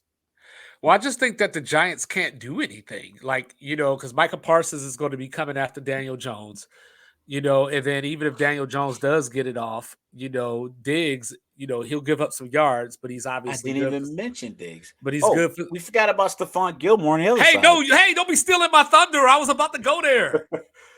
That's what I was about to say. So Diggs is good for an interception, even though he'll give up a few yards. He'll give up But then you got 177 Stephon yards Gilmore on the tomorrow. other side, so you're just going to be throwing at Diggs for the most part. And then, He's you gonna know, get 2 picks. yeah, and then like I said, Parsons is going to be bearing down on you. Dallas's defensive line is just going to be able to dominate the line of scrimmage. So I'm not sure how much rushing room Saquon will have. He'll be able to get something out of the backfield, The pass Giants won't be catching. able to But set the tempo because right, of the right, playmakers Dallas has on and defense. then when you get the offense, the Giants don't have the corners because you could go, well, hey, they got CD Lamb, and like if they could double CD, well, they can't. They got Brandon Cooks now, And they got you Michael know, Gallup. and Either one Michael of them in the Gallup. slot. Yeah, just waiting to feast, and if nothing else, Dallas's offensive line is going to be solid. Yeah. They're going to, Like be good enough. 5 Longhorn fucking studs from some Yeah, ranch in Houston. Yeah. they're going to be good And enough. then Dak loves his tight ends. So I it just you don't want to say I think this is Dallas's year because I wouldn't say it anyway. Like granted, we could prognosticate Well, and that's what I told guess you. and But when we all we did our want. way too early Super Bowl picks Yeah. or play, that's what I said. If Dallas doesn't do it this year, I don't know when they're going to do it. If they just simply played, if they just understand, like, all right, our strength is this. We have 2 corners. One is a shutdown corner. One is an opportunistic corner. If they just stick to that, like, listen, dog, don't change. Like we got Be Asante opportunistic. Samuel and Revis. Just be opportunistic. Get the picks. If they get inside the 5, that's fine because we got Michael Parsons that can cover the tight end in the flat. He can rush the passer. He can play the run. He can play the pass. Got DeMarcus Lawrence in the middle, or you can put DeMarcus Lawrence on the other edge. Van Der We Esch. got Van Der Esch in the middle. I mean, you have erasers at every level. So even if Michael Parsons isn't getting there, you can, as a defensive coordinator, Dan Quinn, be like, listen, don't worry about it. We got Gilmore and Diggs on the back end. We're good to go. Yeah, pin your ears So back. pin your ear back and go. And then if one of these guys mess up, they're like, don't worry about it. We're going to get the ball back with our pass rush and we're going to Right. get a strip sack. So I think if they can just kind of stick to that, then they'll be fine. The Giants have a good squad that has to play mistake-free football. Yeah, they're solid. They're solid. But I just think that Daniel Dallas might Jones is be a little big. bit I too mean, much. 6'5", 235 in the NFL. Big that's a big person. Like you look at someone like right now, I weigh like 235. But I'm not Daniel Jones. I'm a different kind of I'm like a dad by 235. Like, yeah, you might wrestle with me, but like run into a dude like a Josh Allen, 6'5", 240, Ben Roethlisberger. You see a guy used to hang on Roethlisberger and he would stand up there and still throw darts. Like that's a big guy. So Daniel Jones is a big guy. It's just the fact that it's like how much can you rely solely on him just being big when Right. you have so many mountains to climb on that Dallas defense. Right. If Dallas keeps their heads level and they don't let Super Bowl expectations get to them, then I think every week if they think like we're 0-0 every single time that they play, I think they'll be fine. Yeah, I picked them. When we did our picks, I picked the NFC Championship game to lose to Philly. So but it was still like when I got there, it was still a coin flip. Like Dallas is talented enough to stand up to Philly. They're like the one team in the conference. Like San Francisco has the defense and they have the offensive parts. I just question whether Brock Purdy could get it done. Whereas Dallas, I think How They does just Brock Purdy respond after a bad full game? We haven't right, seen it yet. He got right, injured. He played good games. He played a couple of average games, but they were all wins for the most part. And then he had the injury where he came back out. He couldn't throw, but he came back out, took snaps, handoffs, so forth and so on in the NFC Champ game against Philly. right, We don't know how he's going to perform if they go to a team that's supposed to beat and he throws two picks and he's right. 18 for 31, 205 yards and two picks. They still win, but how does he bounce back if he feels like he doesn't help his team win? Fourth down, Detroit 3 and out. Kansas City's going to get some beautiful field position. So, then of course that brings us to Monday night. Two games. That brings us back to Monday night. So like Monday night, September 11th. Like all the pageantry and all that good stuff. And this year, sadly, there's only one game on Monday night. So, I like that because that second West Coast game, you were done with football for the week, especially on the East Coast. So, like, man, I can't watch this game. It's 1 o'clock in the morning when that game goes off. well, we got Buffalo at East Rutherford. So how about that? East Rutherford getting the nightcaps on back-to-back nights. Doesn't seem like that was something that was happening on purpose. Yeah. So, That's just so Goodell doesn't have to travel because he's in yeah. Kansas City right now. He's going to go back to New York offices and he can be at both games Sunday night and Monday night. And he's just right across the Hudson. But I'm picking Buffalo. I just got to see Aaron Rodgers with this team. Like obviously he didn't play a lot during preseason, so I feel like there's going to be a learning curve / like some kind of game action that they need to work rhythm that they need to work through. And I don't think Buffalo's the type of team you want to do that against. I just don't think Aaron Rodgers is going to be good because it's going to be games like Monday night that they can win. They're going to be down at some point. Buffalo's just going to make a couple of plays. 10-3 going in the second quarter, maybe 13-3 at some point. They're going to be down double digits. And there's going to be plays to be made. Like Aaron Rodgers can look at the pads, whatever they use, the Microsoft tablets, or if he likes the paper, and he can look at it and say, all right, you know what, McCole, you got to run a deeper cross on this because your speed, you can run away from this guy. And then, hey, Wilson, you come. Like he can do that. I don't know if he does, though. And that's the thing. I think he's going to be like, you should know to be in this spot so I can throw you the ball versus I need you here so I can get you the ball. So it's going to be a lot of him throwing the ball to Lazard when it gets tight, or Randall Cobb just being in the game for way too many plays.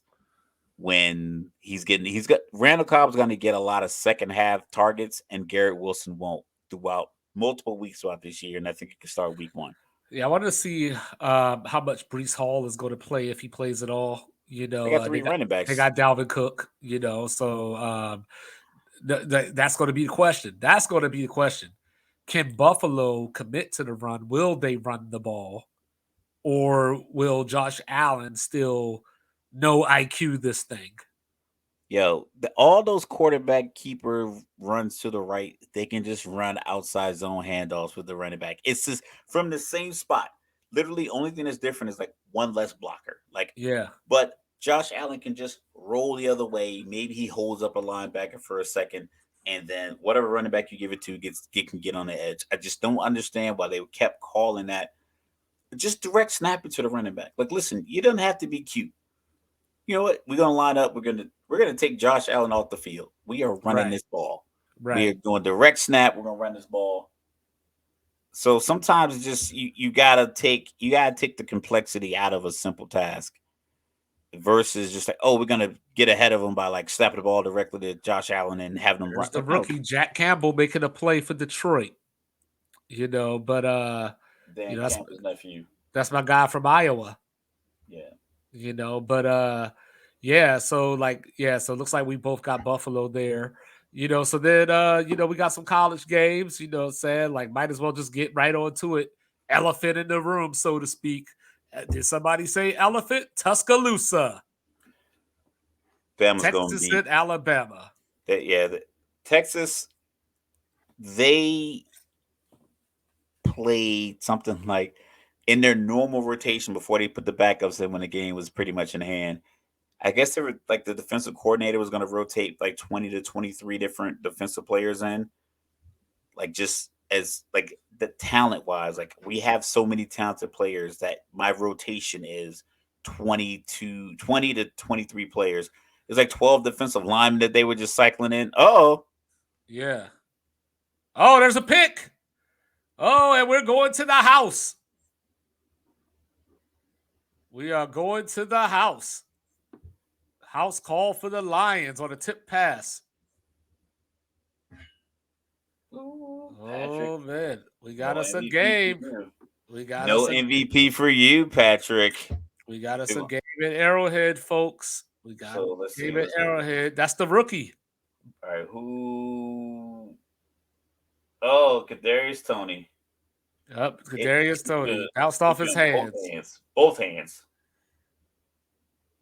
Yeah, that be the rookie Brian Branch, and right on cue because what school did he go to? Probably Bama. Alabama. You know what I'm saying? So right on cue there. No, I'm going with Texas. You going with Texas? I'm going with Texas.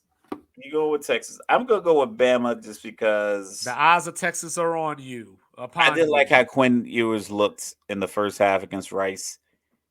He missed a lot of deep shots, like throwing them out of bounds.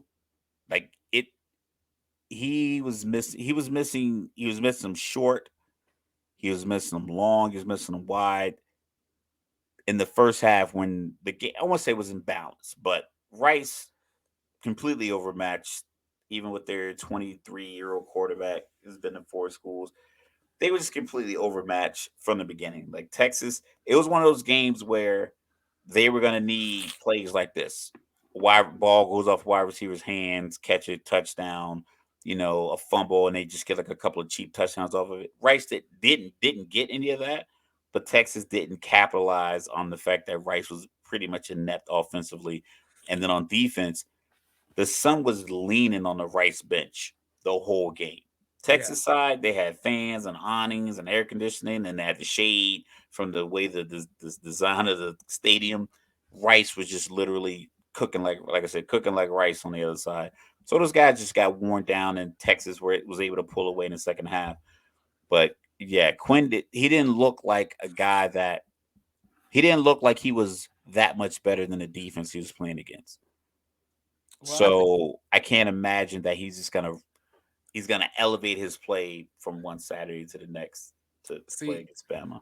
I'm about to break my rule here. Okay. I tried not to use last year as a precursor to what's going to happen this year. But when I go back to Texas and Alabama last year, Quinn Ewers looked the part. He came in the game. He was dispatching Alabama up and down the field until he got taken out. And he was out for the rest of the game. Hudson Card came in, did the same thing that Ewers was doing for the most part. Just couldn't get him into the end zone. They had to settle for field goals. Problem is, Alabama had Bryce Young last year. And this year they don't. The good news is the game is in Tuscaloosa. And last year it wasn't. But Sark, came from Saban's staff. So he's in tune with Nick Saban and how Nick Saban approaches games and all this kind of stuff. They probably have the best defensive line that Alabama's going to see all year. And their offensive line ain't half bad either. I think their performance against Rice was more so one of those. They were really preparing for Bama. They were preparing for Bama. Like they sound like some people in our group. They were looking ahead. Well, no, I just think looking ahead. No, I just think that. I mean, they just didn't look good. But I don't even think looking ahead. But I don't even think looking ahead to Alabama. The throw you have to make in a non-pressure situation, which it should have been pitch and catch. I don't even think that they were looking past Rice. I don't even think they were looking past Rice. I think that since fall camp started, it's just been Alabama. Like it had nothing to do with Rice. Nothing to do with him. It had nothing wide open guys. No, sometimes dudes just make bad throws. Patrick Mahomes, That one things. went off his hands. Yeah, I know, but I'm He just didn't hit saying him in things. the hands. He threw No, him I'm into the saying bench. no. I'm saying that things happen. Like you know what I mean. Patrick Mahomes threw a great ball, it hit the receiver in the hands. Defender takes it to things just happen. I'm You not know what I saying mean? things, but that's not the same thing as things that's happened. That's literally missing every single deep throw he threw. Every single one. He missed every single one. And they were People it wasn't like they bad were defended. games. It wasn't like they were deflected. He just missed every single one. People He have did bad not look games. he did not, but that's what I'm saying. So the score made it look like it was a good game. I just don't think you can get away with that. No, Giving away obviously not. drives, Obviously not. you're essentially you're giving away points when you're missing those long wide open throws Yeah, I agree with that. all You like know, but I every also quarter think because he that played up until Bama. the fourth quarter. But I also think that Bama doesn't necessarily know what they're going to get from their quarterback. That he You can know. run. You know. When Yeah. all fails, tuck it and go. And I think Hey, Nick will be good with that. we'll Because see. We'll if see. he You needs to know. put the other guy in that can just throw He it, also, if like I said, going back to last season, he also has a bit of the fumbleitis as well. So like he can take off if he want to, but you know, I think that Texas knows or feels, I'll say feels, you know, the whole Buffalo thing.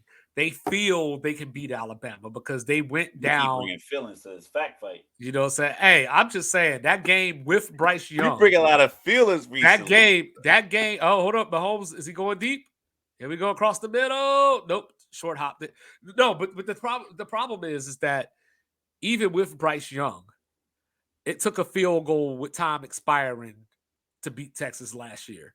So all we did was theoretically Quinn Ewers is going to play this whole game. You know, um, they don't have Bryce Young.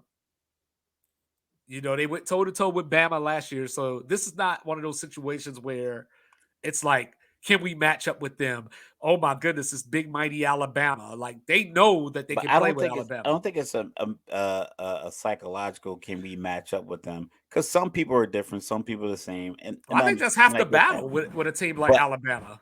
if we looked at all things as equal, you know, if we canceled out some things, all right. If you say all right, you got Texas defense is a little better, Alabama offensive line is better, the Alabama defensive secondary is a little better.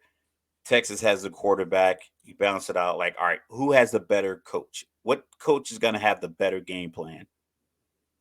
Alabama. Probably The, Alabama. Hence why they won last year because no, they they were won working in. last year because they had the magician. That's why they won last They year. they They had had nothing to do with game they plan. Bryce had the Young better just made coach that plays. recruited Bryce Young. I just feel like that's more likely. I think that especially it being in Alabama, we know that college players tend to play better at home. The home field Definitely. advantage in college football is probably I don't But I think that's the other part of it. we've heard about these stats like some of But these I teams going but I like 60 and 12 at home in the last 72 games is like but I think that's the other part of it is that like Texas isn't coming in there with pressure. You know, like nobody the majority of people are still picking Bama, expecting Bama to win. So it's not as if like if this was LSU and people are picking LSU to beat Bama, you're like, oh man, like Bama's going to come out with their hair on fire or like whatever. They're being disrespected, XYZ, whatever, blah, blah, blah, you blah, don't blah. think Bama feels disrespected about not getting to the college playoff last year by losing 2 games No, at the they last lost two second? games. You shut up and get over it. You were winning all you were in the lead in those games the last couple of You got to seconds. You finish don't the think job. so you don't think that Now starts you with bring in beating a feelings. Now you bring in feelings. okay, but I'm saying so You know what I'm saying? hypothetically, if you think about that, because Nick Saban mentioned it on one of the one it was some show, I think it was the But this SEC is college championship game, football. A lot of those and he players are was gone. A lot of those players are gone. Will Anderson's gone. Bryce a Young is lot of the gone. Texas players You know what I'm aren't there saying? either. A Hey, lot of those guys moved yeah, on. B. John's gone, you know, said, and they replaced him with CJ Baxter. So, you know, like it And like happens. once again, they did Texas did not look good against Rice offensively until So it was a you've hundred never and ten seen a college degrees. team. You've never seen a college team look bad against an opponent and then come back No, the next I'm week not saying and that. I'm just saying that the reason it was 110 degrees on the right sideline in the second half. it was 80 on the Texas sideline. So they were chilling, they were getting dehydrated, they had the fans and everything they needed. And then in the second half, JT Daniels had no chance at all. But Right. in the first half, when the sun was like chilling on top of the stadium and everybody was hot and no one can avoid the sun, it was an even game. But then when the sun started to pass over and Texas was chilling, they got in their groove, and Rice is still over there just literally just baking in the sun. It was like, okay, now they started to take over. They started better play, but they weren't highly effective in the red zone. They had penalties. They weren't running the ball well. So you could say maybe it was like, oh, they were thinking about Alabama, but those throws that he was Yeah, it missing was deep. also the first game of the season. It's a yeah, first and second game. It happens for a lot of You players. know what I'm I saying? just think that And one. this I think game is a one night. coaching. This game is a night game, so we don't have I to worry think about the one coaching. sun. I think one coaching staff is better at preparing his team for these moments. Well, yeah, And you don't think Alabama's coaching staff was better than Tennessee's last year?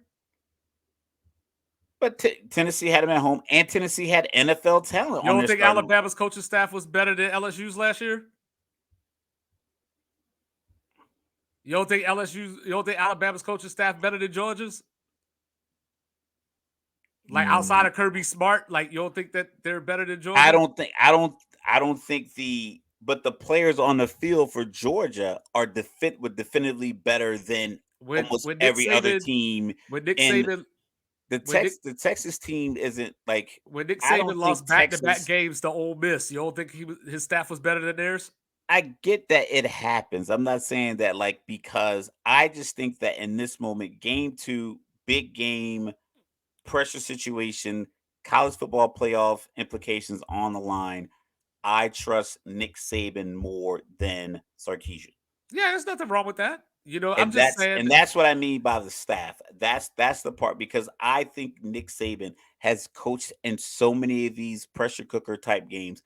Texas after this, who do they have that's even in the same trajectory as an Alabama as far as like that matchup being pressure? The rivalry game with Oklahoma, Yeah. that's it. Nick Saban's gonna have multiple games like this every single year. And I think that's why, yeah, every once in a while, the sun's going to shine on the dog's ass and Jalen Right. Hyatt's going to have 300 yards receiving. It happens. But from what I saw from Texas, it did not look like they are going to repeat what Tennessee did against Alabama.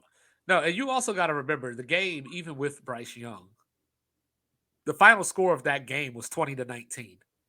So, you know, like Texas I'm can not get. saying Texas can't get up for No, no, no, Alabama. no. I'm just no, no. Yeah. I'm just making the point that Texas can get just as physical as Bama. You know, Sark. You know, the strength that Sark does bring is that he's a matchup hunter. He will find the matchup that Bama gives him that they can exploit. You know, like I said, Quentin Ewers, we saw him play well against Bama last year before he got hurt. You know, and that was with Will Anderson lurking. So, you know, so like I just feel that everything is evening out to Texas's advantage. The only disadvantage, the two disadvantages that Texas has, obviously, is the home field and Nick Saban. You know, everything else, I think, is just about a push. You know, so we'll just have to see how important Bryant Denny Stadium is. I think it's going to be very important. All right. So then, They went 8-5 last year. who was that? Texas? Yeah. Yeah, I think he missed a couple of games. Like he got hurt in the Bama game, and I think he missed like a game or two after that as well. So this team that Uh, went 8-5 last year, you think is just going to just because they had a good loss because Alabama. Yeah, I got Alabama by a couple. no, By a no, couple of them Mike. tutties. No, I this is got how Alabama no, 37-20. no, this is how college football works. Like, you know, teams With go nine other and teams, teams I go don't nine think and four, and Alabama then they doesn't come fit. back and go 13-1. It happens. Alabama's not that kind of You team, just though. That Alabama doesn't I didn't go say ten and Bama was going to two go ten and and then three. 8-4. I You didn't got to say lose the that. two games though. I'm talking about Texas. Yeah, they lost 2 games last year. But Like you you acting got like losing 2 games you at home, though. you They acting don't like lose 2 games at you home. acting like we never seen it happen. No, I changed that. Remember, I Oh, changed it. okay, yeah, because Yeah, like it yeah, doesn't. yeah, yeah, yeah. I Yeah, changed that. I yeah. had LSU beating them, and then I took I'm about to Bama. go give me a Roll Tide I bandana and got some Bama. I got overalls. Bama. No, I still I got was Bama. born in Texas, and I'm I still still like, ah. I still got Bama losing 2 games. The second one is just to Georgia in the SEC title game. But but yeah, so then we go early into the daytime. We just can't avoid Colorado, so Nebraska going up in there for the rivalry game. Nebraska is only a 3.5 point dog for some reason. All the power ratings, like I've been listening to all these Vegas people talk, and they only have Nebraska, or they have Nebraska coming into last week. They had Nebraska power rated 6 spaces higher than Colorado. Obviously, that changed after the performances last week. So, I'm gonna just ask the question: Okay. can Nebraska keep this within 3.5? I mean, the Dion said something about Jackson State last year when they were asking him if he would take like $8 million or $3 million to play a team like Alabama. What he said, he was like, "Listen, we don't have the guys in the middle, Right. offensive, defensively to match up." Last week, Shadua Sanders said the same thing about what was different between the HBCU and now it's FBS. He was like, "Well, pretty much the defensive line gets through a little quicker here at this level than an HBCU." They didn't have any like sacks of TCU quarterback. He was running free. If they can't get pressure up front, this being Colorado, I think it could be one of those trap games. Dion is a master motivator. I'm pretty sure he can definitely keep them focused. But if he gets them focused and understand, if they're watching the film of how they gave up the 42 points or how they got out of position on the kickoff, they got TCU back down to the 5 after they took the lead, and then so if they work on that stuff, because I think Sanders, the having 4 wide receivers get over 100 yards, that's a level of chemistry that I think you guys are locked in, because you get one guy over 100, maybe another guy, but you get 4 guys over 100. I think your offense is pretty well locked in. TCU's not really known for defense, and we talked about their last 3 or 4 games, to include the Colorado games, like nearly 200 points that they've given up. But they played in big games, big time games, college football playoff games. You're playing the best 2 teams last year in the Right. country, and then now you're coming out playing the surprise team. So like it happens. Sometimes you get punched in the mouth, and it goes that way. I think Matt Rule kind of sneak this in Dion throughout the off season, and then Dion coming in 1-0, and Nebraska coming in 0-1 and only scoring Oh, 10 Dion ready points. to scorch earth with the So kerosene. yeah, he's I think he might be amping up his team to get to 2-0, just so he can say whatever he has prepared in his head at the post game press conference. Right. But not like overlooking Nebraska. Like, listen, we're gonna beat the brakes off these dudes. Now play my damn theme music, and then they will walk out Do the you tunnel, believe and he's gonna have I his saw nice that bull junk you wrote? people talking about. I read some articles like of course the cliff notes is like Dion Ruley, a cost reporter. Nah, that's just how Well, from what I was Dion reading, talked like that at the pre-draft meeting before he got drafted. He well, said, from what "I I was told the reading, Giants they gonna have to pay me so much money, have to put me on layaway." from what I Ooh, was I thought he was gonna reading, from blast. what I was reading, the person that he was talking to was Ed Werner from ESPN, who he goes back with, that was covering the Cowboys when he played for the Cowboys. So it was more of a tongue in cheek thing than it Yeah, was like like if you him became a attacking coach and I somebody. became a reporter, Right. I'm Like, like, yeah. "Oh, how about that night you talk about Texas was gonna beat Alabama and Bryant Yeah. Denny Do Stadium? you believe? Do you believe now?" Like, yeah, Yeah, so like you know what I mean. So like and it that's what I'm came gonna do off if that way. Texas win that game. He I'm just going. said bull junk. He didn't say I, bullshit. He said bull well, junk. Dion Bull don't junk. cuss, but He said but fuck like at the end of that. What you call it? but I'm a if Texas win that game, I'm gonna call you up, and that's gonna be all you hear. It's just gonna Um, be me hitting the button. Do you it's gonna be believe? like you have reached the phone number. But no, I think Colorado is going to smack Nebraska around. I think it's going to be a close game. First quarter, there's going to be some doubt. I think Nebraska will get a couple of stops. There's going to be some, is Colorado met their match? And then by the What's the time, elevation in Nebraska? no, they're playing in Colorado. That's what I'm saying. So what's the They're playing in elevation in Boulder. Nebraska? Oh, Let's see. I'm not I'll look sure. it up. Keep going. But I think that Colorado is just going to have too many horses, if you will. Jeff Sims looked absolutely awful against Minnesota last week. His debut for Nebraska. First game, new system, new coach. You got to chalk that up. So he might look a little bit better just because Colorado's defense has the issues that you brought up. But at the end of the day, like, I just don't think Nebraska has enough. Like, they could give a valiant effort to make their state proud. But at the end of the day, I think they're walking out of there 38-17 or something along those lines. Like, they don't like, it's one of those things.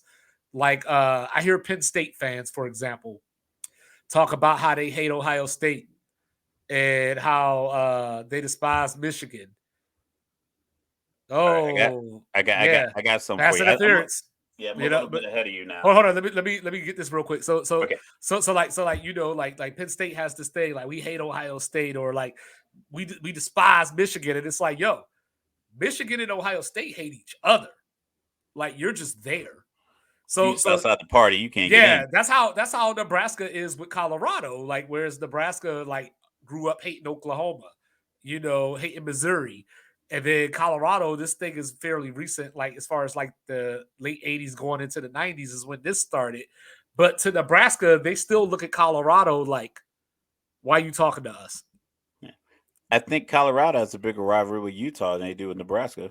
Well, That's yeah, why now they play that game at the end of the year. Well, Since well, they well. both went That's to the just because of Pac-12. conference affiliation. Now, like Colorado and Utah didn't play that much before. Like, they played back in like the 30s, Yeah, but like but as then when far they as both more, went to the Pac-12, yeah, they were it just playing that picked up. November rivalry week slot. But Yeah. even then, like Utah's just been kicking their ass. So like, and when it boils down to it, when they get back into the Big 12 next year, BYU's going to be there. So like, it's not as if Colorado's going to be like on Utah's mind outside of if Prom beats them the first time, but yeah, so like I think Colorado's going to put it on Nebraska. I think he's going to he's going to treat Matt Rule like the dog that peed on your floor and you put his face in it. He going to treat him like that. Yeah, so I mean, if we, like I said, me and Mike met in Utah. Elevations like 4,900 feet. We went to non-commissioned officer academy in Colorado, and Peterson's like 6,000 feet. Boulder is 5,400 feet. Yep. So 5,430 feet is elevation. So it's what a stadium is. Lincoln, Nebraska, 1,200. There you go. So There you 1,200 go. to 5,000. That. It doesn't seem like much, but it's like if you went hiking and you started at the ground level, as you got to the top, it's not because your body's exhausted. It's just less oxygen in the air as you go higher. So Right. you have a team that's going to, obviously, offensively, Colorado has shown what they're capable of doing. Like we talked about come on, Tony, did he drop? Sorry. Yes, he did. So Fred loving that. But yeah, so like, I get it. Like, they're going to be winded. They're going to be, because I know when I first got stationed at Peterson, our commander had us run 5Ks twice a week for PT. So the first 5K, I made it about halfway. And then I walked about halfway back the other way. The second time, I finished it. I went TDY for a week to Virginia, to Fort Belvoir. I came back. sea level. I came back that next week. 0 feet level. It was like I had never been to Colorado in my life all over again. That 5K we ran at the end of yeah, it's NCOA. COA. I felt like my nose was bleeding. It wasn't, but I felt like my nose was bleeding for 3 days straight. I was amazed that I was making it. Like, as far as that, I was like, I'm really doing this, but it hurt. It hurt a lot. And you know what's crazier than that? At War Memorial Stadium up in Laramie, Wyoming, home of the Cowboys, The elevation 6,200 up there. It's ridiculous. So And yeah, like I thought Hill, because at Hill is like 4,900, 48, yeah, 47, 4,800. So yeah. we went from 47 to 4,800 to 6,000 when we got to Peterson, and I was like, this is substantially different. Yes. So going from 1,200 up to in a week, and then like I said, you're chasing around. So you're chasing around athletes from Florida and California. He's like, my Colorado team is a bunch of like your normal Big Ten athletes. Dion brought in talent from Texas, He brought in Florida, Louis. down south. Like he really literally brought in Louis. So it's like just getting to those open spaces, just being able to get guys who run 4.4s in the open spaces versus guys who run 4.6. I know it doesn't seem like a lot, but when you have a quarterback, there's big dudes. I know Tom Brady, him and Tom Brady, I saw a video of them standing side by side. Tom Brady's still like a couple inches taller, so you guys should do maybe 6'2" and some change. Big body, smart kid, doesn't Yeah. panic, level headed, been in the system with his pops. Just the trust factor, like just all of the things that certain teams don't have. I think Colorado has outside of the paint, and then you put it onto the field is like it could be tough, especially with Matt Rule being just pretty much unsuccessful ever since he left Temple. To just come in here and act Hey, like, that's not fair. Like he won 11 games at Baylor. oh my bad, Baylor. Since he left college, went to NFL, got fired. Now he's in Nebraska, which is amazing. Well, usually All right, that's the thing. Usually his year ones don't go so well. It's year two that usually his teams come around. But yeah, but also shout out to Clemson. Coming off the loss to Duke, and they go to follow it up with Charleston Southern so they can get back in rhythm, I guess. Shout out to Ohio State. work on that RPO where the quarterback keeps it, because that dude Yeah. can move. He can Shout move. shout out to Ohio State looking like trash against Indiana, and now you got the Youngstown State Penguins coming into the horseshoe. But while we're at it, we got a game down in Raleigh. The Fighting Irish are coming down to see NC State. Now, this is one of those things, right? This is one of those 2-5 moments, those stat moments, right? Okay, let's hear it. So Sam Hartman came from Wake Forest, so he knows NC State very well, which just means that NC State knows him very well because he went 0-2 against NC State. And in those two games, he threw a combined 6 interceptions against NC State. So that just goes to say I'm putting Notre Dame on upset watch. I think Notre Dame's going to win, but I'm still putting them on upset watch. He obviously upgraded the talent around him going from Wake Forest to Notre Dame. NC State didn't look good. Like your point about Texas and Rice, NC State looked like that against UConn last week. And I don't know if NC State was holding back because they're playing Notre Dame this week. But I also know that UConn has Jim Mora Jr. as their head coach. So maybe like that had something to do with why NC State didn't look that good. But they also have He's not good at his job. they have Brennan Armstrong. They have Brennan Armstrong, former quarterback of UVA. So these ACC quarterbacks just moving around. He was the leading rusher against UConn last week. So if he does that against Notre Dame, if he's the leading rusher against Notre Dame is walking out of NC State with a 20-point win. Hartman was he was on that documentary with Spencer Rattler, the quarterback documentary. Yeah, I liked him. I like the story. I like him a lot. Attitude. He's got talent around him. So Notre Dame, we didn't talk about them as far as like the playoffs, but like I mentioned last week when we were going through our the weekly schedules and everything, like Notre Dame is going to say who's in that playoff or not. They got Ohio State, Clemson, and USC. If they run the table, you can basically pencil them in. Even if they lose to one 2. of them, even if they just lose to one of them, saying they're probably number 4. So, like this is one of those games that Notre Dame cannot afford to lose because they got that waiting for them. And they got Ohio State in 3 weeks, by the way. But you think NC State really has a talent? Like I know like any given Sunday, any given Saturday, you really think they have the talent to just on defense, yes. To beat Notre Dame, or defense, does Notre Dame have to just fumble the ball inside the 10-yard line 2 or 3 times? So NC State, NC State has the defensive line to cause Notre Dame problems because one of Notre Dame's biggest strength strengths is their offensive line. But NC State is one of the few teams that has a defensive line that could potentially give Notre Dame issues, and they have a decent, I'll say decent secondary. The problem for NC State is, are they going to be able to score on Notre Dame? Because like I mentioned, Brennan Armstrong, he hasn't looked right. He had one good season 2 years ago at Virginia.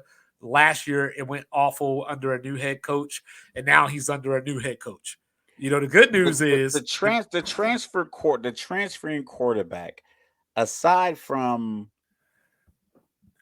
well, off the top of my head, I got Baker Mayfield, but he was kind of like a cast off walk on, and he had to make a move to get to Oklahoma.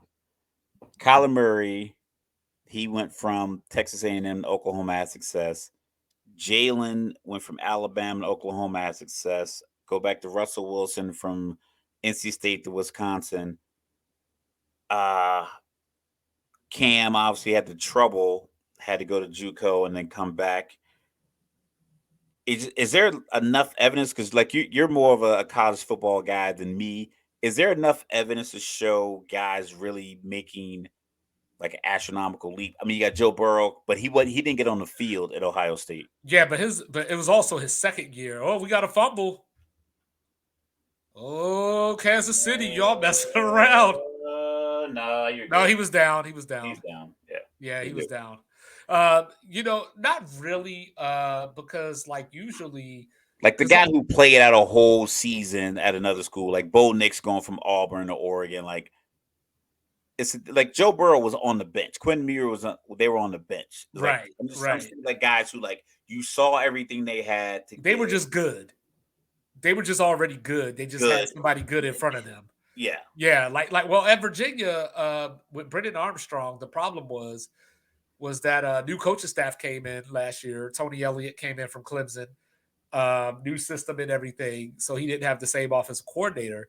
The good news, the reason why people think that NC State has potential is because NC State's new offensive coordinator is that offensive coordinator that he had 2 years ago when he had his good season. But that's what, but all we have in the system. Right. But all we have to go off of is the lackluster performance against UConn last week. And we got to think that you played that way, like you said, like about Rice. Like we think that you got to play that way against UConn, and then you're just going to turn it on for Notre Dame. So that's the issue, but I got Notre Dame winning. I think NC State will give them an early fight, but same thing. I think Notre Dame pulls away late, probably wins by 10 or so, but if NC State pulls that win off, hold on, we got a broken tackle here. Noah Gray down to the 34. I love Travis Kelce. Yeah. So that's the NC State. And then I love Florida State. Like play LSU on Sunday night. How do you follow that up? With Southern Miss. You got to get some rest. Brett Favre gave him some of that $5 million. Yeah, you got to get some rest. Upset alert. Manhattan, Kansas. Kansas State. This isn't a big game that people are tracking nationally, but Troy is coming in there, so beware of that. I think Kansas State wins, but beware of that. We're looking at, I'm going through the schedule here. Then we got the big one down in Coral Gables, not to be confused with Miami, but we got the Hurricanes bringing in the Aggies. So this is our chance to see Jimbo and Bobby Petrino. This is our first big game. That's a big game. I'm going to earmark that one. Yeah. Miami, Texas A&M. So this is another one of those. So this is that would have been like a marquee matchup, like 12 years ago, something like that. Like those two names that should have been like ESPN Saturday night kind of. So this one, it was ESPN. It was ABC Saturday night last year, but yeah. So this is the game. I was talking about the Chargers and the Dolphins and how it was just tough for me to pick a winner. I have no idea what to expect in this game. Bobby Petrino should make A&M's offense better. Last year was a defensive slugfest that A&M pulled out. But the problem with Miami is you and I both know, without even looking at a roster, without looking at anything else, we know Miami got talent and they got speed. The problem is, right outside the stadium. They just yeah. The problem is Mario pick up. Cristobal, and Oregon fans will back me up on this. When you put Mario Cristobal in a big game, he just sits on his playbook. Like doesn't let loose, Yeah, doesn't pull the fake putt. we gotta establish the run, and if the run ain't working, we gotta keep running because Running the eventually it ball. will work. Yeah, so they can't do that against Bobby Petrino. Oh no, the rookie's hurt. Brian Branch, the rookie that ran back the pick. So we'll see how that looks for Detroit. Well, whoever just came in for him is probably about to get picked on. Oh, they let it run out. Well, he's a safety, so but yeah. So into the third quarter, 17-14, Kansas City. So I'm gonna go ahead and pick A&M with no confidence at all. But that's going to be a good game that I'm going to have my eye on. 3:30 Eastern. I'm gonna pick 3:30. Stanford over USC as my. I have done zero No, you're research. not. Just I'm a guess. An upset has to happen. Something upset wise has to happen in college football. The Duke Clemson thing, it feels like an upset. Well, But I'm glad you said that. You know Clemson why? didn't really feel like an upset to me. That game didn't feel like an upset. I'm glad that you said that because at the same time that Miami and A&M is going on, they're on ABC, by the way. If you turn the channel over to ESPN2, you will find Lane Kiffin going into Yeoman Stadium down in New Orleans, Louisiana to play against the Tulane Green Wave and Michael Pratt. Bricks off. I don't know. Hey, well, all I gotta say is you're my aficionado, so I'm gonna roll with you. Well, no, I think Ole Miss is going to win, but I'm just saying that's one of those games that could, last time we saw Tulane before they blew up my South Alabama pick last week, they did beat Caleb Williams, in the bowl game. Michael Pratt is going to be an NFL quarterback. My question about Tulane is their starting running back from last year, Tajay Spears, is now a Tennessee Titan. So that was why I was a little bit down on Tulane coming into last week. But the game is at home. They got Ole Miss coming in. You got Louisiana kids playing against Mississippi kids. You know what I mean? Like, this is ripe. And Lane Kiffin, I'm not saying that Lane Kiffin is overrated. I'm just saying that I don't know what Lane Kiffin has done to get all these jobs that he's gotten over the years. I think unlike like Jim Moore Jr., Bob Petrino, I think Lane Kiffin just gives you a little pizzazz, a little healthy ego. Yeah. That and that charisma. Some people just have it. Some people just have that kind of, that ability to just kind of, just be charming and effective with that charm, which then in turn makes them good recruiters. And then Ole Miss, they get good money. If you look at the Battle of Mississippi, they're probably a better candidate than Mississippi State. Right. They're in a region where you can still get good talent, because that's the thing. I don't know if Lane Kiffin's a good coach if he's in Illinois, but I can see him as a good coach. Like, I can see him continue to be a good coach down south, because if there's 100 players available to all SEC schools and you only get 8 of them, that's still a pretty substantial number. You're not getting any of those kids if you're coaching in Illinois. So I think that in and of itself is an opportunity that he has. So I think that keeps him. He has like that charisma, that southern kind of charm. I don't know really exactly where he's from, but that kind of charm that just works. The ego, the bravado, and then you're relevant. You go 8-4, 9-3, you get 9 wins. You get a couple of big wins every once in a while. Again, you land a couple of big recruits. It just keeps giving the fan base a little bit of hope. Start the year 3, 4, 5-0 every once in a while. So like just that kind of just that hope that he gives. I mean, like I say, he just looks the part. So I think that's why he continues to get jobs. Like Petrino just looks like a weasel. That's why he's always like a coordinator. Just like he just doesn't have that kind of, like Nick Saban just has that grandpa swag. So it's like you can just kind of just walk in your house and say, listen, I know I got 5 5-star left tackles on the roster right now, but I Right. think you'd be great at six. You'd be like, you know what, coach? I believe so too. I'd be great six string offensive tackle. And they come to the school. Yeah. So the question in that game is going to be, can Tulane stop the run? Because it's going to be a long day if they can't. But Mr. Rutley, if you Mhm.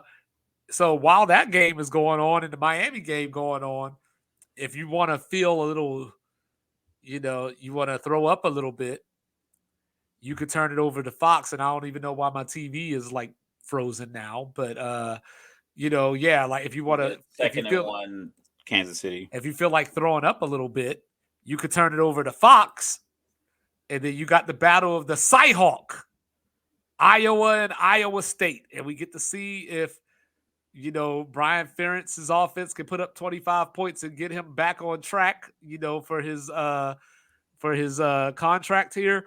But just for giggles, you know, last year the final score was 10-7. God, that's exciting. That's Iowa State. exciting football right there. Hey, I loved it. Iowa State won. That was Coach Rhodes' first win against Iowa in 5 tries. The year before that, 27-17 Iowa. Year before that, 18-17 Iowa. Year before that, 13-3 Iowa. And then I don't know what happened in 2017.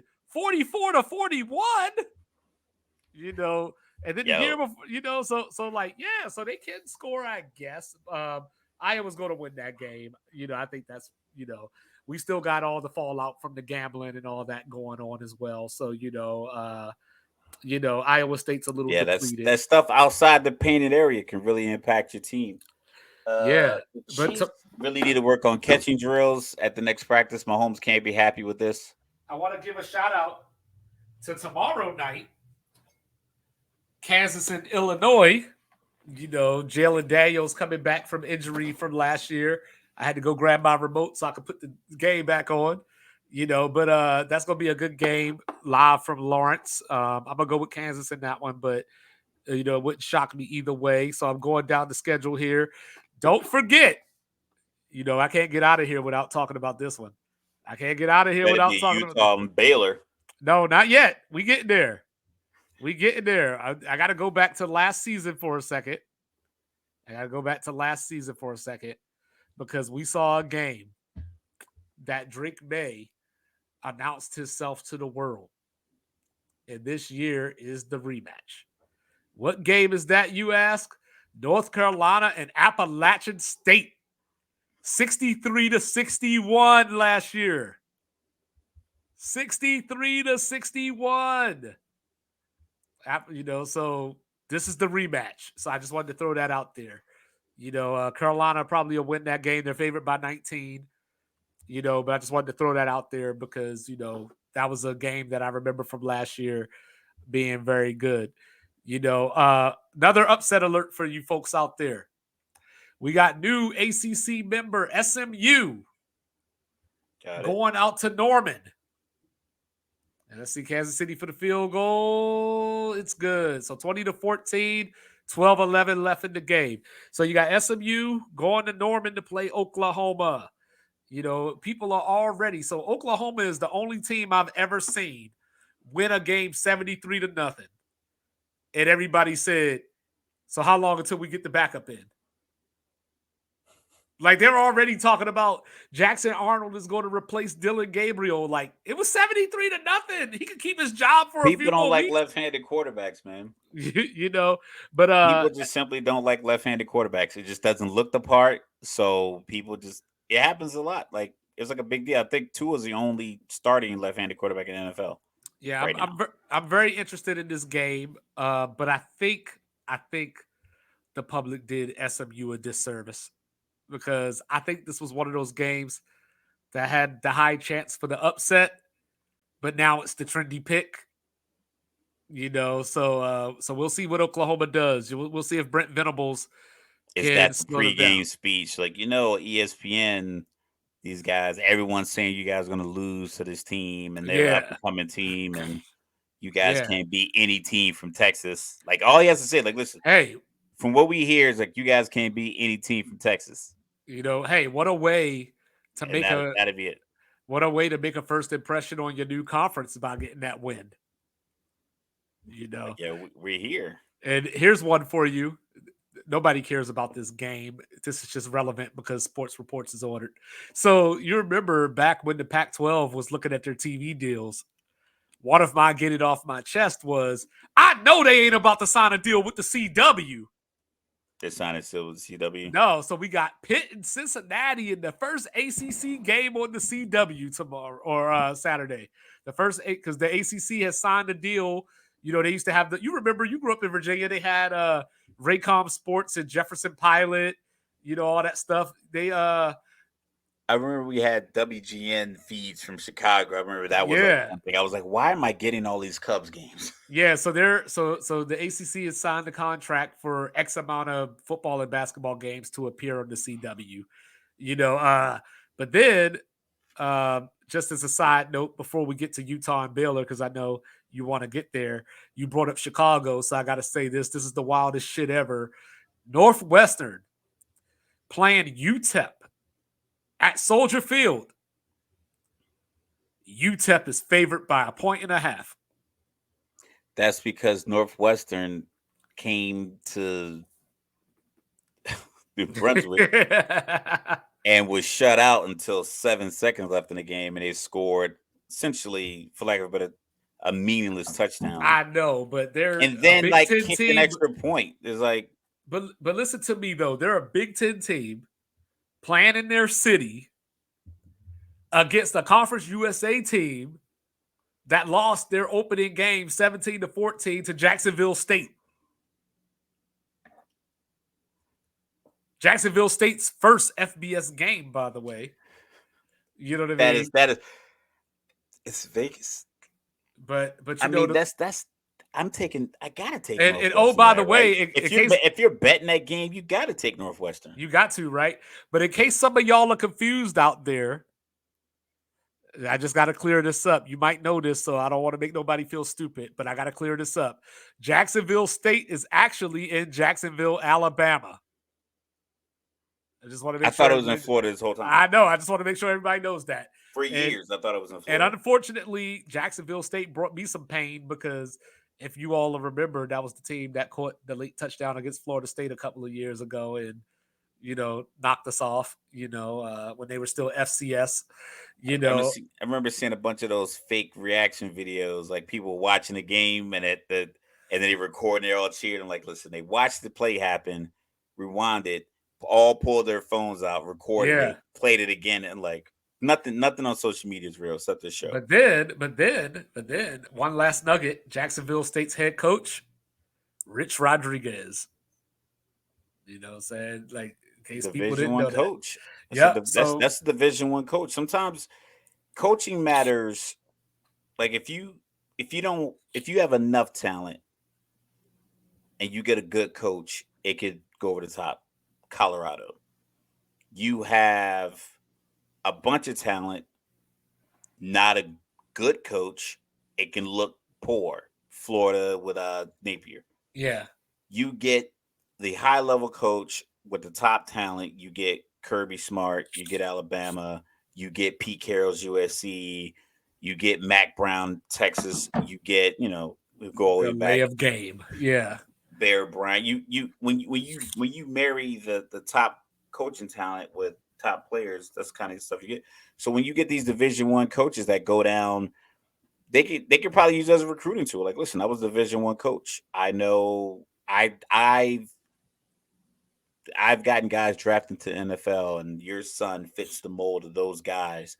When I was recruiting them when I was at Michigan, I was recruiting them when I was at Arizona. Right. So like that, and I can get you on scholarship, whatever case may be. If you don't choose Alabama, come play here with me. You can start year one, yada, yada, yada. 3rd and 12 after the delay of game, and we got a first down for the Lions. You know, anyway, it would be a good game. Yeah, so Utah at Baylor down in Waco, you know, where wild things happen. You know, Addis said his quarterback. I don't know if they ruled him officially out yet, but we'll check it out. For Utah? No, for Baylor's quarterback's out 2 to 3 weeks. You know, so any chance of an upset is probably gone now. and it doesn't look like Cam Rising is probably going to play either. It looks like he got cleared, but they're probably just going to sit him out another week. Yeah, I think the two quarterback system that they ran normally, I don't like that, but if you know, like if you know you have like two quarterbacks that are going to be your backups, and you just want to utilize both of their skill sets, then I say keep it going and let the starter just continue to rest, especially off a torn ACL in January. Like it's September. Like Why Andy Reid's still out here looking like the Pringles guy, and then with that mustache, and then you got so yeah, Utah big time probably. Like I'll give Baylor a little respect, Dave Aranda and his defense, but so I'll give him a little respect, but so we'll they call scheduled it. this game 8 years ago. Yeah, Like yeah. the way they schedule these games in college football is like always baffles me. It's luck of the draw, unless you schedule like Bama or Ohio State, One like of you these just don't know what you're perennial gonna get. powerhouses, like if You just you Penn State, even Ole Miss, like something like, hey, yeah, you're gonna get a good game. hey, Pretty much UTEP, any top three Big Ten school will be like, hey, in 2028 we're gonna play a home and home with you guys. Like, yeah, okay, like Michigan's UTEP probably still gonna scored be that good in game with 4 years. Northwestern. UTEP scheduled that game with Northwestern and was like, guys, if we could just get out of there with a 10-point loss, like, and now they're Now they might favorite, walk around with another 3-point win. and shout out to Penn State, giving the Delaware Blue Hens a shot. Yo, what are they getting? $4 million. I don't know what they getting, but but Dion broke that down and he was like, listen, it sounds like a lot of money, but you still got to get the players there. You got to get them in hotels. He's like, that money you get to play that school, like you're paying. That's the money you're using to get them there and get back. right. So it's not like, oh, all this other stuff's covered, and we, by the school, by Jackson State or whatever school, whatever small school you have, like Georgia Southern, whatever, all Right. that's covered, and you're gonna go there and walk away with a $3 million, $4 million check. Is like all of that is factored into getting them from point A to point B. All right. So normally we trust Vegas that they know what they're doing, right?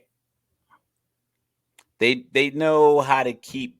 Vegas knows how to get one game where you're gonna dump a bunch of money into it, Right. and they're gonna make up whatever losses they have, like on the Northwestern being an underdog to UTEP. Bet that all day. You know. But like the 20-point underdog, like they lost a bunch of money on that 20-point So underdog. so so what do I do TCU with this? color. So what do I do with this? All right, I'm listening. So out in War Memorial Stadium, out in Laramie, 6,200 feet last week, Texas Tech, who was the media sweetheart and sleeper picked to win the Big 12, I went knew out I there was and gonna do lost that. in overtime. They played zero defensive Texas in Lubbock. Now they come home and they got Bo Nix coming into Lubbock. I was supposed to be at that game. They got Bo Nix coming to Lubbock. Oregon's favorite by 6.5. You take that. You take that. Oregon's that's easy. Yeah, Oregon's gonna beat them by a Oregon's gonna touchdown. cover. Yeah. Because I will tell you, Lubbock is a tough place to play. Oh, here we go, touchdown Lions. Oh, did he drop the ball too early? Nah, he good. There's your guy, David Montgomery. 9 yards, Point. nine plays, 75 yards, 5 minutes and Kansas 5 State's gonna seconds off the block clock. block the extra point and run it back and be You up know, two. so yeah, I got Oregon winning that game, but I'm a little nervous that they're playing a wounded animal. Then you got the Battle of Houston, Rice in Houston this week. No pick there. Taking Houston. Then we got a game that only 2-5 is interested in. You go out to the blue turf, and as you get to know Sports Reports is ordered, you're probably going to hear me say things like hashtag UC Facts because UCF is coming out to Boise. The UC Facts tour is coming out to Boise. First year in the Big 12. Favored by 3.5 at Boise. Be careful, betters. Like Boise is not as bad as they looked against Washington. Washington's just that good. That I know UCF put it on Kent State. Their quarterback is a top 5 Heisman candidate. You know, Yeah. UCF's quarterback is Blake Bell. That's basically what he is. He's Blake Bell. You know, he started out at Ole Miss, and you'll love this. You know who UCF's coach is? Is it a Whittingham? No, it's not a Whittingham. It is hashtag UC Facts. Gus Malzahn. Yeah, so this is I like that. That's a good hire. yeah. So that's going to be a good game out on the blue turf. I'm a lean Boise, but I wouldn't be shocked. LSU, shout out to LSU. How do you lick your wounds after you get I blown guess out by Florida State? we thought we were Georgia. I don't know what he meant by that. Yeah, Sometimes I think these coaches you know just what he keep it meant by simple. that. We thought we better than we were, like whatever. we believe in the hype. Yeah, you know what I mean. And so how do you fix it? How do you come off a loss like that? How do you You don't go into rebound? post-game press conference saying stuff like that You know because how you you just know they can't fire you because you got $100 million contract. You can say asinine stuff like that. That's your job. Your job is to make sure the team doesn't think they're better than they are. I hate when coaches do that. Like, this is not to get off my chest. Like, yo, who are you? Who are this we? You. You're supposed to make sure people are ready to play and not thinking Right. there's some other team. Because did they Right. think you were Georgia in the first half when the game was close? Right. It's just Florida State had big plays in the second half, and LSU didn't. It is what it is. Just say, hey, they made bigger plays when they were available to them, and not, my team thought we were something else. Damn it, that's your job to make sure they know they are the LSU Tigers and not Georgia Bulldogs. One's a dog, one's a cat. One's in Georgia, one's in Louisiana. I mean, like, all this shit's different. Like, you should have had, your name's not Kirby Smart. You're Yeah. Brian Kelly. Like, cut it out. Stop with the, I want sympathy for my loss. I suck at this job in big moments. And I proved it again tonight in prime time that I am not your prime time big game winner. Well, I'm a good coach. I'm a good recruiter. I have a fake Louisiana accent to try to appease the people down south. well, how do you lick your wounds after that? You play Grambling. You play a layup, yeah. TCU. How do you get over your loss to Colorado? You play Nickel State. I don't know why teams just don't stop fronting and just play these games week 1. Exactly. Just stop with because if you're gonna play in weeks 2 and 3, if you're scheduling Mercer and Middle Tennessee State weeks 2 and 3, and you play Alabama week 1, you play Georgia week 1, you play Penn State week 1, and you play USC week 1, why? Just go ahead and play this other team. Get your tune up. Let somebody else match up with a conference game. Let Clemson play Duke. Let USC play Cal or something. And now before they're back 10 or whatever. If your team is not one of these perennial teams that continually every single year you're a 10-11 win competing for college football immortality, then stop fronting. Stop putting yourself in these positions where you're playing these neutral sites against these top teams. Because if you lose, no one's going to give you credit. People aren't going to give you credit because you're inevitably going to potentially slip up or not look good against a conference opponent. Like LSU probably won't look good if they play Mississippi State or something like that. And yeah, they'll win it 23-14, but it'll be a late field goal when they're up 20-14 that puts them up 9, and pretty much the game's out of reach. 4 or 5 minutes left. It's actually funny because for those of you at home, next week, LSU at Mississippi State. So in that, come on now. And how does Florida lick their wound against Utah? Against McNeese State. Oh, Lions with the third down stop. That's so stupid. Why didn't you just quarterback sneak it with the tight end? 5 minutes and 40 seconds left. Mahomes looking at the sideline like Bieniemy wouldn't have called that. But that was a terrible call. Look at this. It is a terrible call. That's a terrible play call. Mahomes also didn't necessarily sell it well either. But that's the thing. I mean, I don't even know how you sell that well. There was no blocking up front. Like, you can't get beat inside on the play like that. All right, here you go. Detroit 21-20 with 5:11 left, getting the ball back at about the 34. So here we go. Kansas City's defense. Can you get one more stop? Then allow me to take you out to the Palouse. Do you let them score a touchdown and be down 8, and that way you get the ball back? Only if you have to. I think they've been stopping Detroit relatively well enough. I mean, their touchdown drives are 75 and 91. Like, you know what I mean? They've been stopping them well enough to let it get down to about 3 minutes before you go that far. But yeah, you go out to the Palouse, I said. And you got Wisconsin taking a trip out to Wazoo against Washington State, out to Pullman. The reason this game is significant because Washington State went into Camp Randall last year, pulled the upset with Cam Ward at quarterback from the University of the Incarnate Word, San Antonio transfer. But yeah, so the rematch, so Luke Fickell going up there. I got Wisconsin, but we'll see what happens. Auburn and Cal. Cal put up 58 last week against North Texas. And me and Mr. Logical was looking at the stat earlier. Let me go through real quick so I can quote this right. About these what was it? Here we go. These SEC teams, 1-10 record on the West Coast since 2000. So I don't know what's more alarming. They only played 11 games on the West Coast, or they lost, or that they're 1-10. Yeah, So yeah, how do you not play like those? That's some of the. But see, but West this is what. Coast? Yeah, that's weird. That's weird that they haven't. But this is what I always talk about. We know. Here comes the little side rant.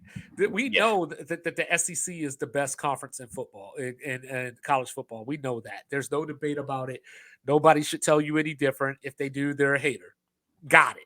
They should be more like Genghis Khan with their infinity to spread their dominance. Yes, like, we want to go point. Everywhere. We're gonna beat you wherever you are. We'll go to Syracuse and beat you. We'll go to Wisconsin and beat you. Right. We'll go to Arizona and beat you. We'll come out to Colorado and beat you. You already got all the bowl games in Florida or somewhere in the SEC. The Sugar Bowls in Louisiana, Chick-fil-A Bowls in Georgia. SEC championship games at the Maybach Dome. Yeah, Capital Arena. Capital One Bowl is in Tampa. Like so on and so forth. So I remember a few years ago. And the national championship game normally gets voted on, and it's one of those stadiums: Tampa, New Orleans, Atlanta, Miami. Yeah, somewhere down south. So you plan all of your big primetime games of your SEC school are between Texas. Well, there was a year where Florida beat Iowa in a bowl game, and everybody was giving it to me. Your SEC hater number one. Look at what Florida did to your precious Hawkeyes, and I'm like, they played in Tampa. Like, that shit was a home game. Like, what I'm saying? Go play Iowa in Denver. You know what I mean? Go play Iowa in Phoenix. Because it's still warm, and down south, there's still like 50-something degrees in January. Some of these games, so it's not like you play that game in Colorado. It could be 12. Yeah, it could be 22 degrees. And that's what I'm saying. Like, they got all the advantages. So you're the best conference, and you got all the advantages. You know what I mean? Like the bowl games and everything. You have the marketing leverage because outside of the SEC, you have teams like here comes Reggie Bush with the 13-yard gain. Kansas City is going to lose this game. But that's the thing. Like, you know what I mean? Like, you already got all the advantages. You're already the best. And it's like back in the day when people used to play against like Jordan or LeBron or Kobe or whoever, whatever superstar there was. It was like, this dude is the best player in the league.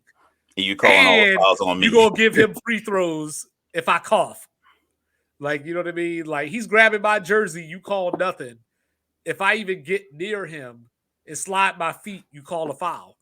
And that's how it is with the SEC. Like, not only are they the best, but I got to go play LSU in New Orleans. I got to go play Alabama and Miami. And because I'm trying to think. Like, I know that Bama had a series with Penn State. Like back in like 2011-ish, 12-ish or whatever, where they did home and home. But I'm trying to really remember the last time. The money jumped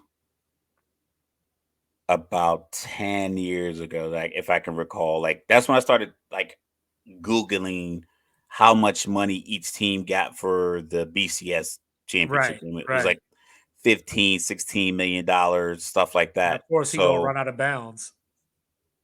Well, I guess the clock is still running anyway, but right now, since we're above 2 Did he minutes, slide but down though? third down coming up for I thought Detroit. inside of 5 minutes it stopped in the fourth quarter. I thought it was 2 minutes, but anyway, yeah. Yes. So like like there was a game. I'm trying to remember the year. Georgia played Arizona State. They went out to Tempe, and at the time that they played that game, it was the first time Georgia had played a game west of the Mississippi since like 1972 or something like that. You know what I mean? It's just like how like you know what I mean? Like I mean the NCAA. Oh, here we go. Does he go for it? He got to. You got to.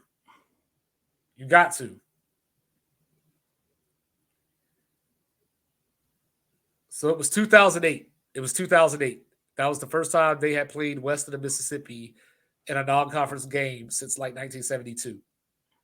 You know what I'm saying? Offensive defense. and of course, we had the Florida stat, from last week when they played Utah. So here we go, 4th and 2. Jared Goff in the shotgun, the snap.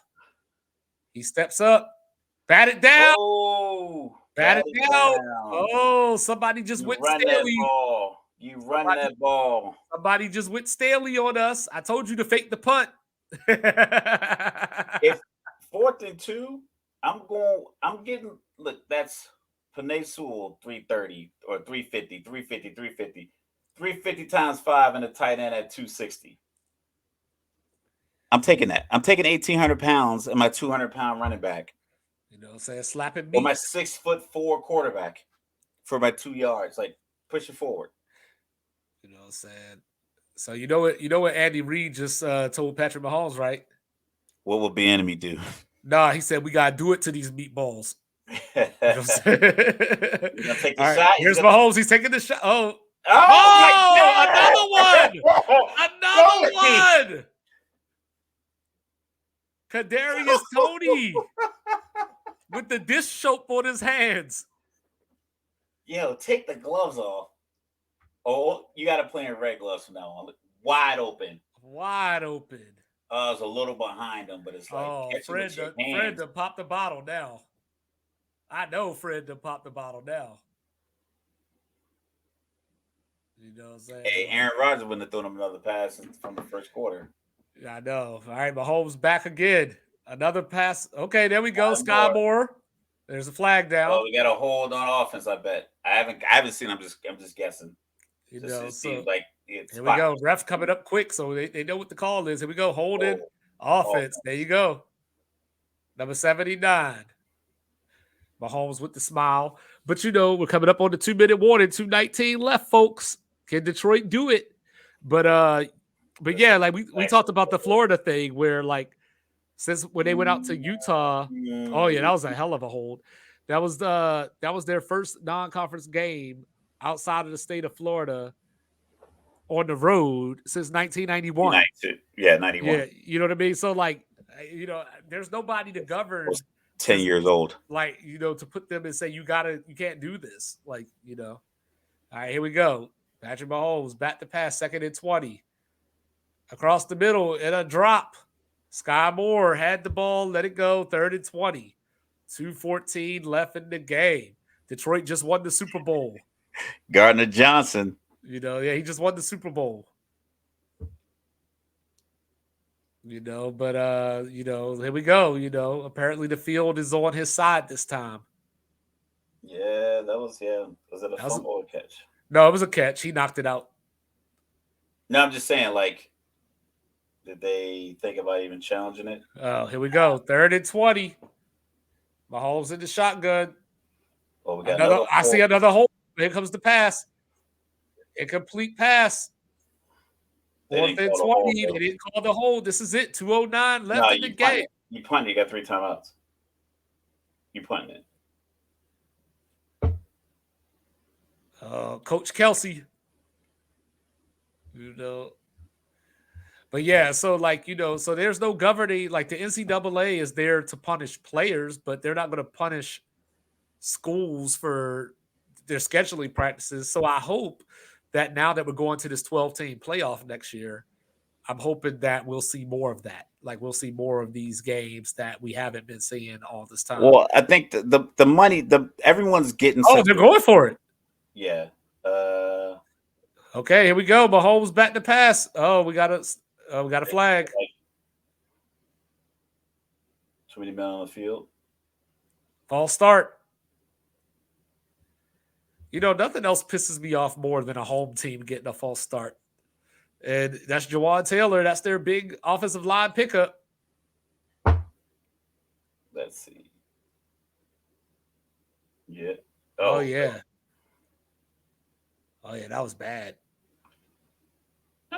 Was it though? Yeah, or was he just really early? He was really early. Like right on time with the snap. All right, here we go. 4th and 25, and they're going for it. Here we go. Mahomes running around doing magic. Give me something. Here he throws it up. Give me here magic. We go. Oh! These dudes are bums. I can't believe I picked them to go 17-0. I'm kidding. I mean, without Kelsey, man, it's tough. Incomplete pass to Sky Moore. Detroit won the Super Bowl twice now.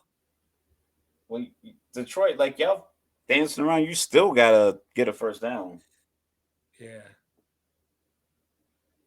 Kadarius Toney, man, he might be on the practice squad. Oh man, he's been awful this game. Yeah, he's trade deadline. Like Halloween.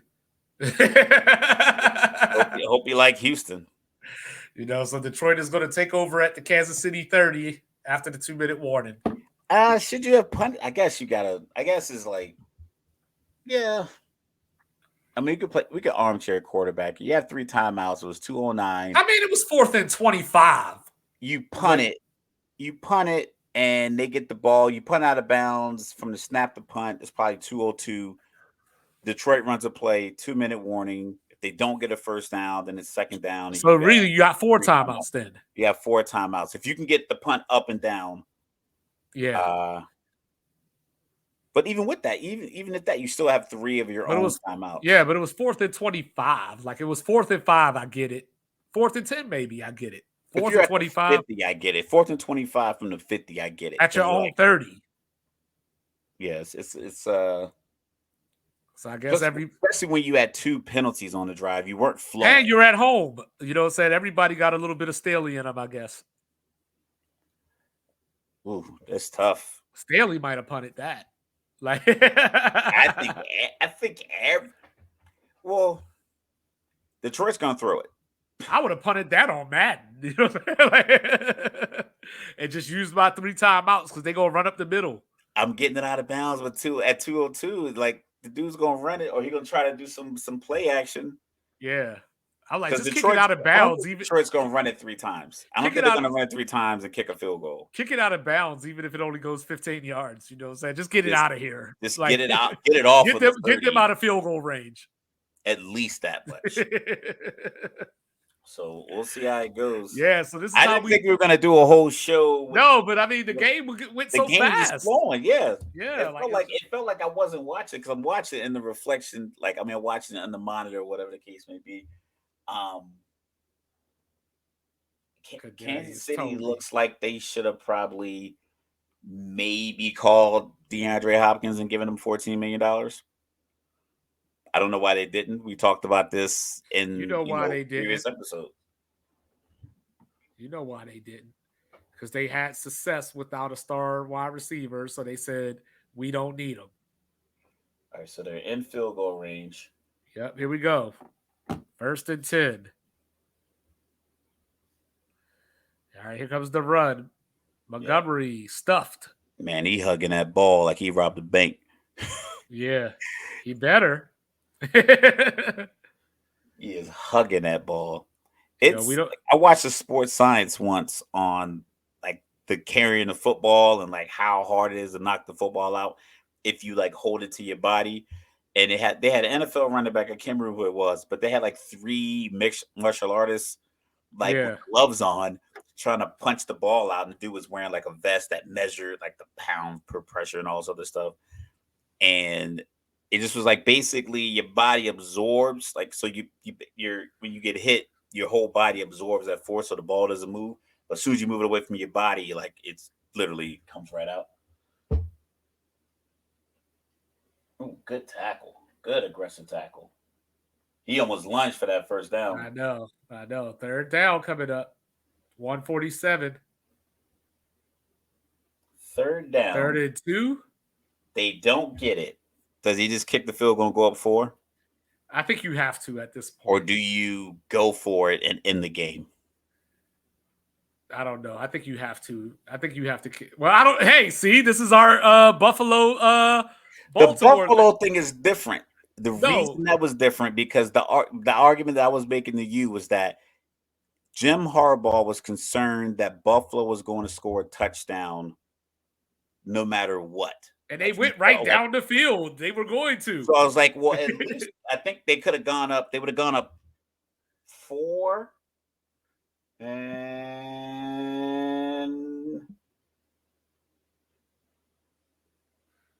looks like he's got it. I think he got it. Folks. Yeah, yep. I think he got it. That's a first down. That is a first down. The drop passes. The pass went off Tony's hand for the interception. He had another drop that I saw, and then that drop, And then of course there's the no Kelsey thing, so the offense was a little out of whack. Like his presence alone, makes the offense better. No excuses, but it just is what it is. Yeah. I think the main thing is like they literally just dropped the ball. Man, I told you I was leaning Detroit. I was leaning them. I was leaning Detroit too, actually, but I just was like, they can't lose at home. I was like, Kansas City's they're just not going to lose at home. I guess the Super Bowl champs, we saw what happened to the Rams last year. On Thursday Night Football to start the season. I love how Detroit's acting as if they dominated the game. Like you got a pick 6. I mean, you played your game. You played and you won. Listen, you won by 1 point or 100 points. It counts. I like it.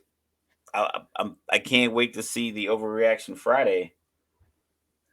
I know. They're still going to talk about Dak. They're still going to talk about Dak, though. They're going to squeeze Dak in. I don't care. The NFL caught up to the Chiefs. Oh, that's a good one. Come on, let's go. What else we got? All right, so we got has the NFL caught up to the Chiefs? Right?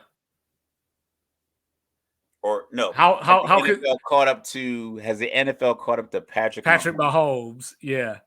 And then you got from 1 to 10, what's your concern level?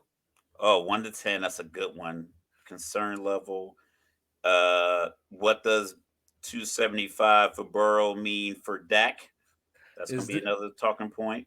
Is Detroit a Super Bowl contender? Detroit a Super Bowl contender. I'm telling you, this is going to happen. What is 11:24 here? So tomorrow. We got what else? What I know? Was Bieniemy leaving? Is Bieniemy not being in Kansas City? How is Bieniemy's absence gonna affect them for the rest of the season? There we go. Bieniemy, I hope as soon as I see it, I'm gonna be at work. Like I'm gonna be scrolling looking for these pundits, these articles, these topics. Bieniemy leaving. Should he have gotten a head coaching job? Has the NFL caught up to Andy Reid? You think they'll do? Was last night a Super Bowl preview?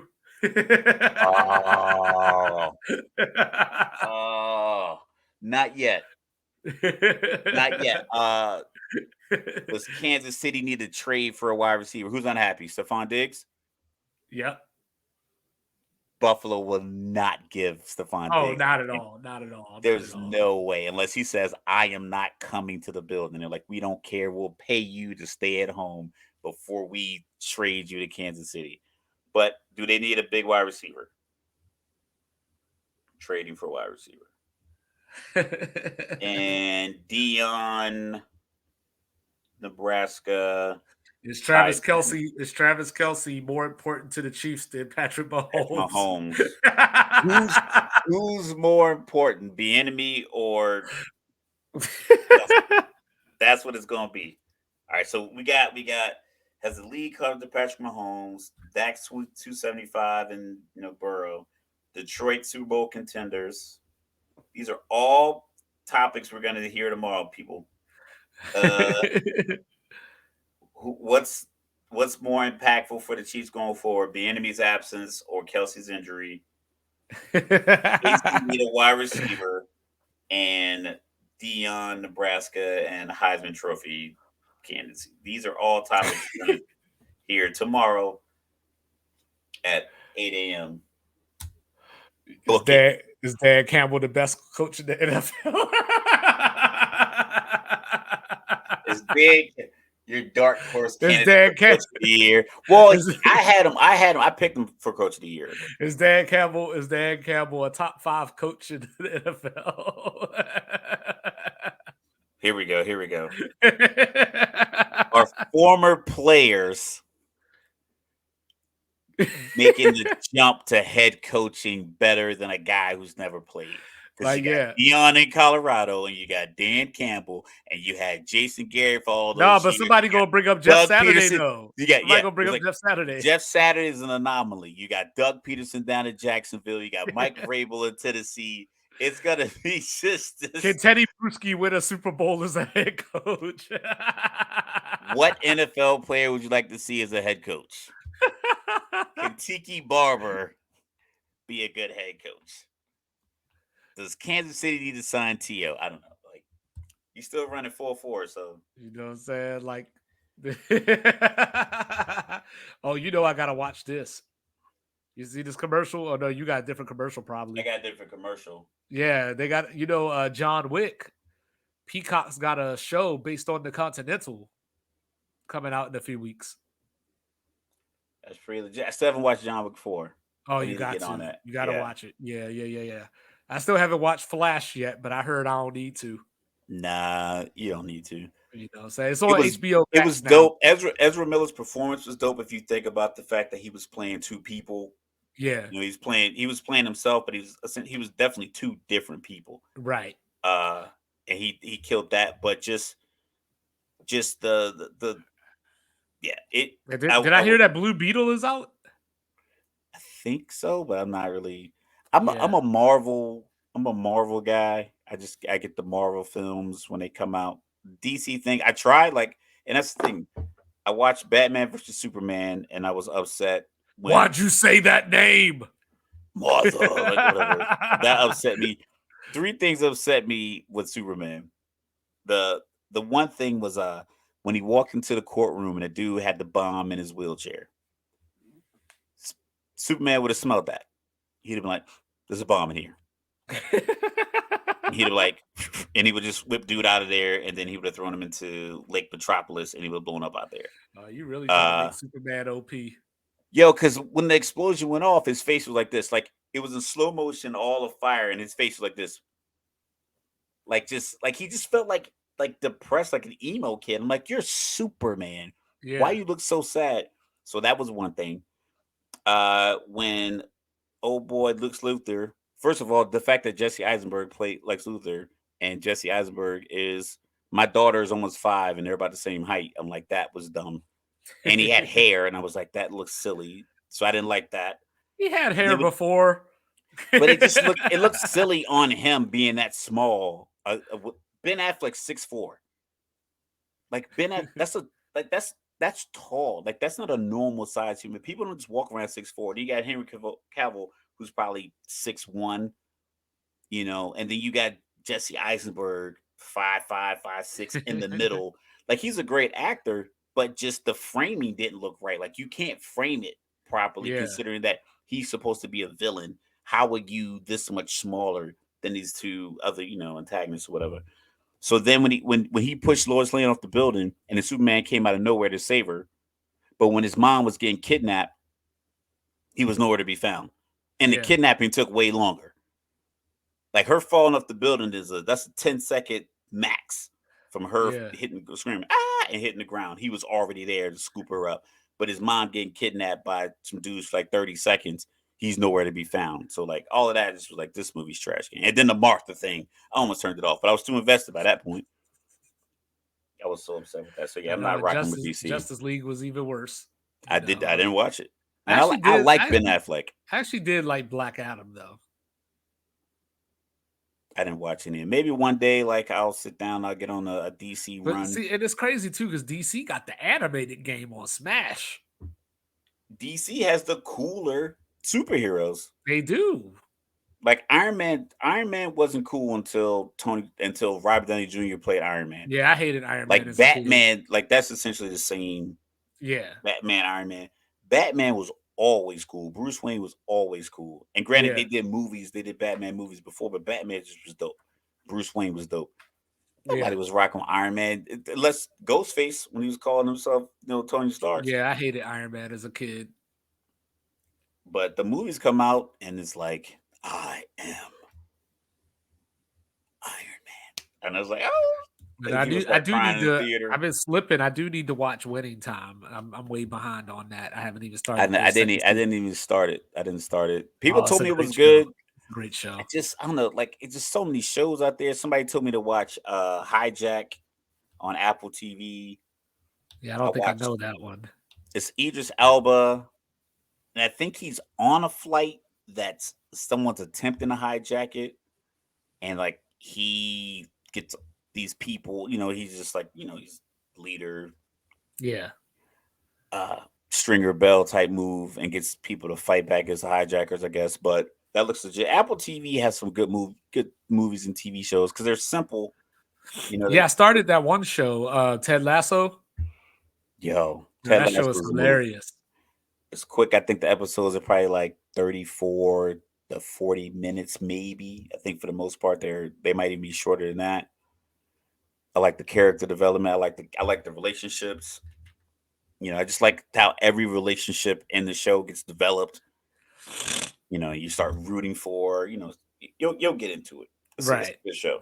But yeah, I'm definitely on this Continental show though. The writer strike pissing me off because I don't know when I'm gonna get Cobra Kai back. And Bel Air. I don't know if you watch Bel Air, but I'm in love with that show. I remember the last writer strike that impacted me is I was watching Entourage, and I had watched. You was up in here watching Turtle, bruh.